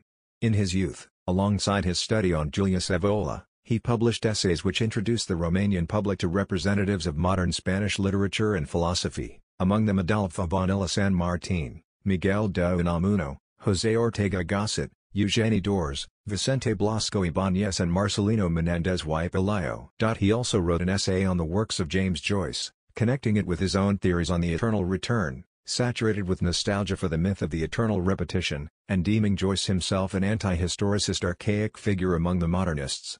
In the 1930s, Eliade edited the collected works of Romanian historian Bogdan Petrasicu Hastu. M. L. Ricketts discovered and translated into English a previously unpublished play written by Mircea Eliade in Paris 1946, Aventura Spirituala, a spiritual adventure. It was published by For the First Time in Theory and Action, the Journal of the Transformative Studies Institute, Volume 5, 2012, 2-58. Adaptations. Controversy, Anti-Semitism and links with the Iron Guard. Early statements. The early years in Eliade's public career show him to have been highly tolerant of Jews in general, and of the Jewish minority in Romania in particular. His early condemnation of Nazi anti-Semitic policies was accompanied by his caution and moderation in regard to Ionescu's various anti-Jewish attacks. Late in the 1930s, Mihail Sebastian was marginalized by Romania's anti-Semitic policies, and came to reflect on his Romanian friends' association with the far right. The subsequent ideological break between him and Eliade has been compared by writer Gabriela Adamestianu with that between Jean-Paul Sartre and Albert Camus. In his journal, published long after his 1945 death, Sebastian claimed that Eliade's actions during the 1930s show him to be an anti-Semite. According to Sebastian, Eliade had been friendly to him until the start of his political commitments, after which he severed all ties. Before their friendship came apart, however, Sebastian claimed that he took notes on their conversations, which he later published, during which Eliade was supposed to have expressed anti-Semitic views. According to Sebastian, Eliade said in 1939, "The friendship between Eliade and Sebastian drastically declined during the war. The latter writer, fearing for his security during the pro-Nazi Ion Antonescu regime, see Romania during World War II, hoped that Eliade, by then a diplomat, could intervene in his favor." However, upon his brief return to Romania, Eliade did not see or approach Sebastian. Later, Mircea Eliade expressed his regret at not having had the chance to redeem his friendship with Sebastian before the latter was killed in a car accident. Paul Cernat notes that Eliade's statement includes an admission that he counted on support, in order to get back into Romanian life and culture, and proposes that Eliade may have expected his friend to vouch for him in front of hostile authorities. Some of Sebastian's late recordings in his diary show that their author was reflecting with nostalgia on his relationship with Eliade, and that he deplored the outcome. Eliade provided two distinct explanations for not having met with Sebastian. One was related to his claim of being followed around by the Gestapo, and the other, expressed in his diaries, was that the shame of representing a regime that humiliated Jews had made him avoid facing his former friend. Another take on the matter was advanced in 1972 by the Israeli magazine Toledot, who claimed that, as an official representative, Eliade was aware of Antonescu's agreement to implement the final solution in Romania and of how this could affect Sebastian. See Holocaust in Romania. In addition, Rumors were sparked that Sebastian and Nina Mears had a physical relationship, one which could have contributed to the clash between the two literary figures. Beyond his involvement with a movement known for its antisemitism, Eliade did not usually comment on Jewish issues. However, an article titled Piloti IRB, The Blind Pilots, contributed to the journal Vermia in 1936, showed that he supported at least some Iron Guard accusations against the Jewish community. 1 year later, a text, accompanied by his picture, was featured as answer to an inquiry by the Iron Guard's Buna Vestir about the reasons he had for supporting the movement. A short section of it summarizes an anti-Jewish attitude. According to the literary critic Ziornia, in the 1980s Eliade denied authorship of the text. He explained the use of his signature, his picture, and the picture's caption, as having been applied by the magazine's editor, Mihail Polironid, to a piece the latter had written after having failed to obtain Eliade's contribution. He also claimed that, given his respect for Polironid, he had not wished to publicize this matter previously. Polemics and exile. Dumitru G. Danielopol, a fellow diplomat present in London during Eliade's stay in the city, later stated that the latter had identified himself as a guiding light of movement and victim of Carol II's repression. In October 1940, as the National Legionary State came into existence, the British Foreign Office blacklisted Mircea Eliade, alongside 5 other Romanians, due to his Iron Guard connections and suspicions that he was prepared to spy in favor of Nazi Germany. According to various sources, while in Portugal, the diplomat was also preparing to disseminate propaganda in favor of the Iron Guard. In Journal Português, Eliade defines himself as a legionary, and speaks of his own legionary climax as a stage he had gone through during the early 1940s. The depoliticization of Eliade after the start of his diplomatic career was also mistrusted by his former close friend Eugene Ionesco, who indicated that, upon the close of World War II, Eliade's personal beliefs as communicated to his friends amounted to all is over now that communism has won. This forms part of Ionesco's severe and succinct review of the careers of legionary-inspired intellectuals, many of them his friends and former friends, in a letter he sent to Tudor Vianu.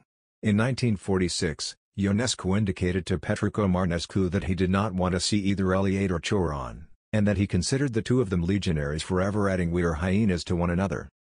Eliade's former friend, the communist Belou Zilber, who was attending the Paris conference in 1946, refused to see Eliade, arguing that, as an Iron Guard affiliate, the latter had denounced left-wingers, and contrasting him with Choron, "They are both legionaries, but is honest." 3 years later, Eliade's political activities were brought into discussion as he was getting ready to publish a translation of his Techniques du Yoga with the left-leaning Italian company Giulio Einaudi Editore. The denunciation was probably orchestrated by Romanian officials. In August 1954, when Horia Shama, who led the Iron Guard during its exile, was rejected by a faction inside the movement, Mircea Eliade's name was included on a list of persons who supported the latter, although this may have happened without his consent. According to exiled dissident and novelist Dumitru Tepenig, around that date, Eliade expressed his sympathy for Iron Guard members in general, whom he viewed as courageous.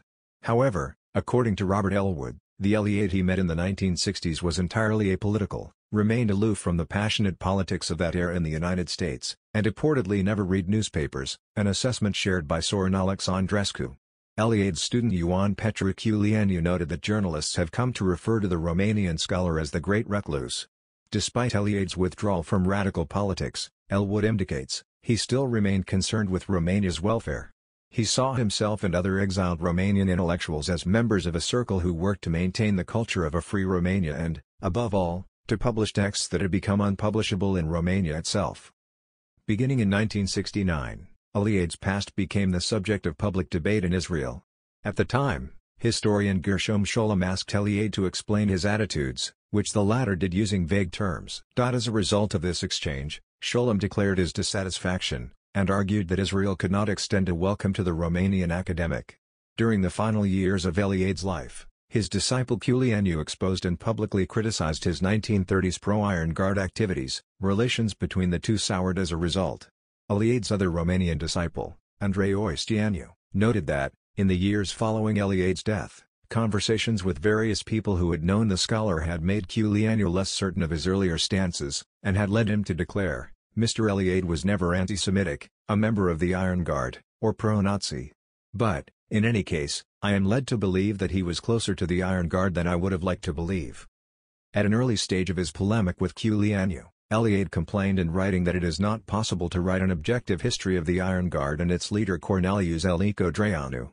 Arguing that people would only accept apologetics or executions, he contended, after Buchenwald and Auschwitz, even honest people cannot afford being objective. Posterity. Alongside the arguments introduced by Daniel Dubuisson, criticism of Mircea Eliade's political involvement with antisemitism and fascism came from Adriana Berger, Leon Volovisi, Alexandra Lagniel-Lavestine, Florence Circanu and others, who have attempted to trace Eliade's antisemitism throughout his work and through his associations with contemporary antisemites, such as the Italian fascist occultist Julius Evola. Volovisi, for example, is critical of Eliade not only because of his support for the Iron Guard, but also for spreading antisemitism and anti-Masonry in 1930s Romania. In 1991, exiled novelist Norman Manea published an essay firmly condemning Eliade's attachment to the Iron Guard. Other scholars, like Brian S. Rennie, have claimed that there is, to date, no evidence of Eliade's membership, active services rendered, or of any real involvement with any fascist or totalitarian movements or membership organizations, nor that there is any evidence of his continued support for nationalist ideals after their inherently violent nature was revealed. They further assert that there is no imprint of overt political beliefs in Eliade's scholarship, and also claim that Eliade's critics are following political agendas. Romanian scholar Mircea Handoca, editor of Eliade's writings, argues that the controversy surrounding Eliade was encouraged by a group of exiled writers, of whom Manea was a main representative, and believes that Eliade's association with the Guard was a conjectural one, determined by the young author's Christian values and conservative stance, as well as by his belief that a legionary Romania could mirror Portugal's Estado Novo. Handoca opined that Eliade changed his stance after discovering that the legionaries had turned violent, and argued that there was no evidence of Eliade's actual affiliation with the Iron Guard as a political movement. Additionally, Joaquin Garrigos, who translated Eliade's works into Spanish, claimed that none of Eliade's texts he ever encountered show him to be an anti-Semite. Mircea Eliade's nephew and commentator Sorin Alexandrescu himself proposed that Eliade's politics were essentially conservative and patriotic, in part motivated by a fear of the Soviet Union which he shared with many other young intellectuals. Based on Mircea Eliade's admiration for Gandhi, various other authors assess that Eliade remained committed to non-violence. Robert Elwood also places Eliade's involvement with the Iron Guard in relation to scholars' conservatism, and connects this aspect of Eliade's life with both his nostalgia and his study of primal societies. According to Elwood, the part of Eliade that felt attracted to the freedom of new beginnings suggested by primal myths is the same part that felt attracted to the Guard, with its almost mythological notion of a new beginning through a national resurrection. On a more basic level, Elwood describes Eliade as an instinctively spiritual person who saw the Iron Guard as a spiritual movement. In Elwood's view, Eliade was aware that the golden age of antiquity was no longer accessible to secular man, that it could be recalled but not re-established.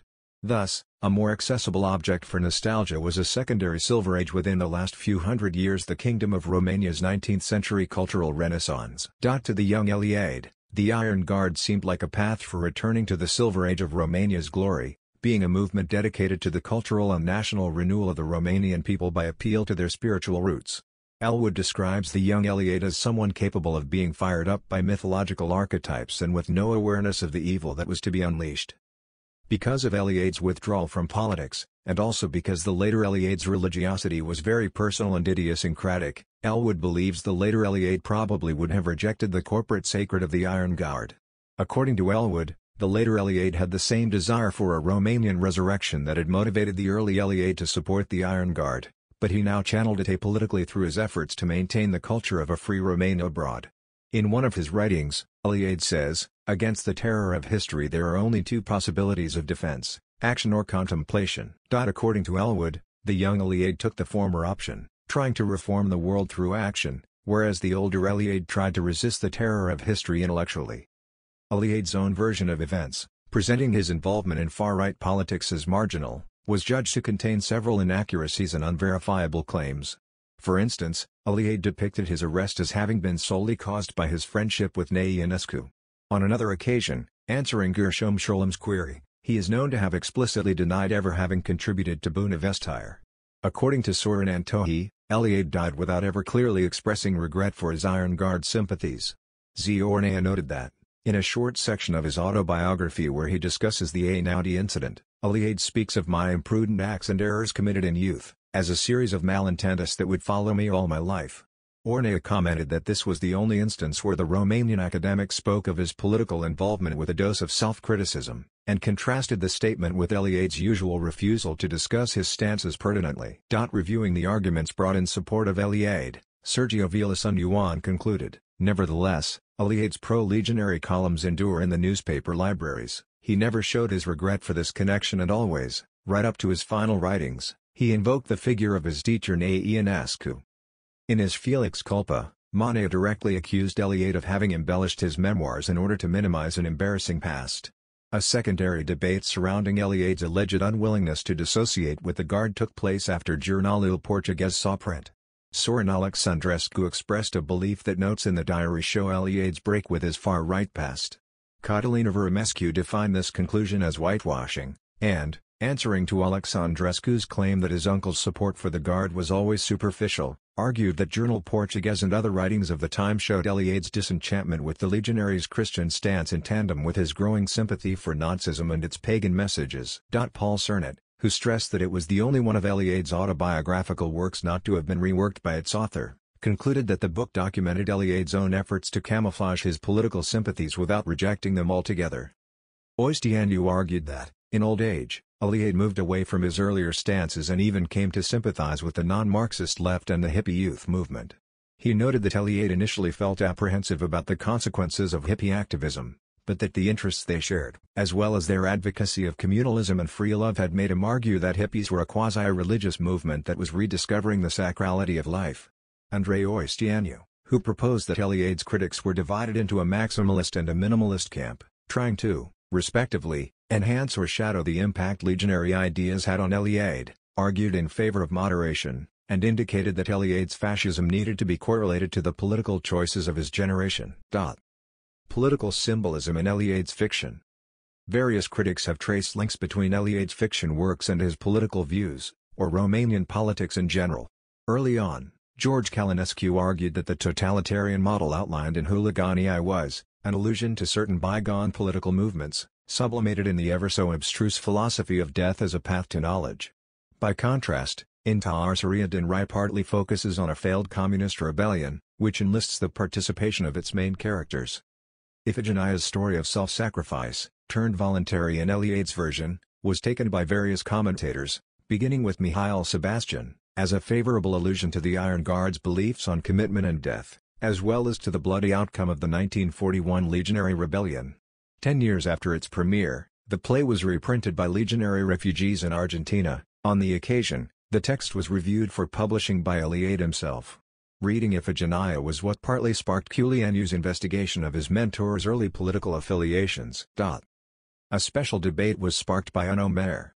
Culianu viewed it as a direct reference to Cornelius Elicodraianu and his rise in popularity, an interpretation partly based on the similarity between, on one hand, two monikers ascribed to the legionary leader, by, respectively, his adversaries and his followers, and, on the other, the main character's name, Cucones.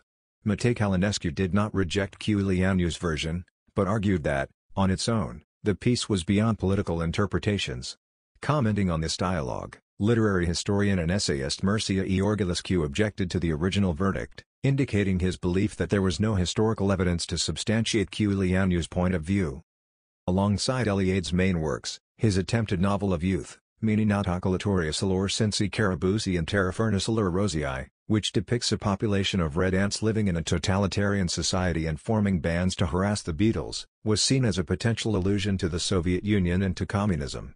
Despite Eliade's ultimate reception in communist Romania, this writing could not be published during the period, after censors singled out fragments which they saw as especially problematic. Cultural legacy. Tributes. An endowed chair in the history of religions at the University of Chicago Divinity School was named after Eliade in recognition of his wide contribution to the research on this subject. The current, and first incumbent, holder of this chair is Wendy Doniger. To evaluate the legacy of Eliade and Joachim Vogt within the discipline of the history of religions, the University of Chicago chose 2006, the intermediate year between the 50th anniversary of Vogt's death and the 100th anniversary of Eliade's birth, to hold a two-day conference in order to reflect upon their academic contributions and their political lives in their social and historical contexts, as well as the relationship between their works and their lives. In 1990, after the Romanian Revolution, Eliade was elected posthumously to the Romanian Academy. In Romania, Mircea Eliade's legacy in the field of the history of religions is mirrored by the journal Archaeus, founded 1997, and affiliated with the University of Bucharest Faculty of History. The 6th European Association for the Study of Religion and International Association for the History of Religion's Special Conference on Religious History of Europe and Asia took place from September 20 to September 23, 2006, in Bucharest. An important section of the Congress was dedicated to the memory of Mircea Eliade, whose legacy in the field of history of religions was scrutinized by various scholars, some of whom were his direct students at the University of Chicago. As Antohi noted, Eliade, Emil Cioran and Constantine Noica represent in Romanian culture ultimate expressions of excellence, being regarded as proof that Romania's interwar culture, and, by extension, Romanian culture as a whole, was able to reach the ultimate levels of depth, sophistication and creativity. A Romanian Television One poll carried out in 2006 nominated Mircea Eliade as the 7th greatest Romanian in history. His case was argued by the journalist Dragos Bucurenți, see 100 Greatest Romanians. His name was given to a boulevard in the northern Bucharest area of Primăverii, to a street in Cluj-Napoca, and to high schools in Bucharest, Sighișoara, and Rezida. The Ineliates house on Melody Street was torn down during the communist regime, and an apartment block was raised in its place. His second residence, on Dacia Boulevard, features a memorial plaque in his honor. Eliade's image in contemporary culture also has political implications. Historian Irina Livzanu proposed that the respect he enjoys in Romania is matched by that of other nationalist thinkers and politicians who have re-entered the contemporary scene largely as heroes of a pre- and anti-communist past, including Ionescu and Cioran, but also Ion Antonescu and Nicefor Craiuc. In parallel, according to Oisteanu, who relied his assessment on Eliade's own personal notes, Eliade's interest in the American hippie community was reciprocated by members of the latter, some of whom reportedly viewed Eliade as a guru. Eliade has also been hailed as an inspiration by German representatives of the Neue Rechte, claiming legacy from the conservative revolutionary movement. Among them is the controversial magazine Junge Freiheit and the essayist Karl-Heinz Weissmann. In 2007, Florence Urkandu's biographical volume on Eliade was issued in a German translation by the Antaeus publishing house, which is mouthpiece for the Neue Rechte. The edition was not reviewed by the mainstream German press. Other sections of the European far-right also claim Eliade as an inspiration, and consider his contacts with the Iron Guard to be a merit. Among their representatives are the Italian neo-fascist Claudio Muti and Romanian groups who trace their origin to the legionary movement. Portrayals, filmography and dramatizations. Early on, Mircea Eliade's novels were the subject of satire. Before the two of them became friends, Nicolae Steinhardt, using the pen name Antistius, authored and published parodies of them. Maitreyi Devi, who strongly objected to Eliade's account of their encounter and relationship, wrote her own novel as a reply to his Maitreyi, written in Bengali. It was titled Nahanyat, translated into English as It Does Not Die. Several authors, including Ioan Petriculianu, have drawn a parallel between Eugen Ionesco's absurdist play of 1959, Rhinoceros, which depicts the population of a small town falling victim to a mass metamorphosis, and the impact fascism had on Ionesco's closest friends, Eliade included. In 2000, Saul Bellow published his controversial Ravelstein novel. Having for its setting the University of Chicago, it had among its characters Radu Griulescu, who was identified by several critics as Eliade. The latter's portrayal, accomplished through statements made by the eponymous character, is polemical. Griulescu, who is identified as a disciple of Ionescu, took part in the Bucharest pogrom, and is in Chicago as a refugee scholar, searching for the friendship of a Jewish colleague as a means to rehabilitate himself. In 2005, the Romanian literary critic and translator Antoinette Aurelian, who was an acquaintance of Bellow's, argued that much of the negative portrayal was owed to a personal choice Bellow made, after having divorced from Alexandra Bagdasar, his Romanian wife and Eliade disciple. She also mentioned that, during a 1979 interview, Bellow had expressed admiration for Eliade. The 1988 film The Bengali Night, directed by Nicholas Klotz and based upon the French translation of Maitreyi, stars British actor Hugh Grant as Alan, the European character based on Eliade, while Supriya Pathak is Gayatri, a character based on Maitreyi Devi, who had refused to be mentioned by name. The film, considered pornographic by Hindu activists, was only shown once in India. In addition to The Bengali Night, films based on, or referring to, his works, include Mircea Eliade at la Redécouverte du Sacré, 1987, Part of the television series Architecture et Géographie Sacrées, by Paul Barbanegra, Domnisora Christina, 1992, by Viorel Sergovicai, EU Edom, 1996, by Dan Pita, Youth Without Youth, 2007, by Francis Ford Coppola. Eliade's Iphigenia was again included in theater programs during the late years of the Nicolae Ceausescu regime. In January 1982, a new version, directed by Ion Kojar, premiered at the National Theatre Bucharest, starring Mircea Eliade, Tanya Philippe and Adrian Pindia in some of the main roles. Dramatizations based on his work include La Tigansi, which has been the basis for 2 theatre adaptations, Cazul Gavrilescu, The Gavrilescu Case, directed by Gelu Kolsig and hosted by the Notara Theatre, and an eponymous play by director Alexandru Hausvater, first staged by the Odeon Theatre in 2003, starring, among others, Adriana Trandafir, Florin Zamfirescu, and Carmen Tanase. In March 2007, on Eliade's 100th birthday, the Romanian Radio Broadcasting Company hosted the Mircea Eliade Week, during which radio drama adaptations of several works were broadcast. In September of that year, director and dramatist Cezarina Udrescu staged a multimedia performance based on a number of works Mircea Eliade wrote during his stay in Portugal, titled Apocalypse după Mircea Eliade, The Apocalypse According to Mircea Eliade, and shown as part of a Romanian radio cultural campaign. It starred Ion Karamitru, Oana Pelia, and Răzvan Vasilescu.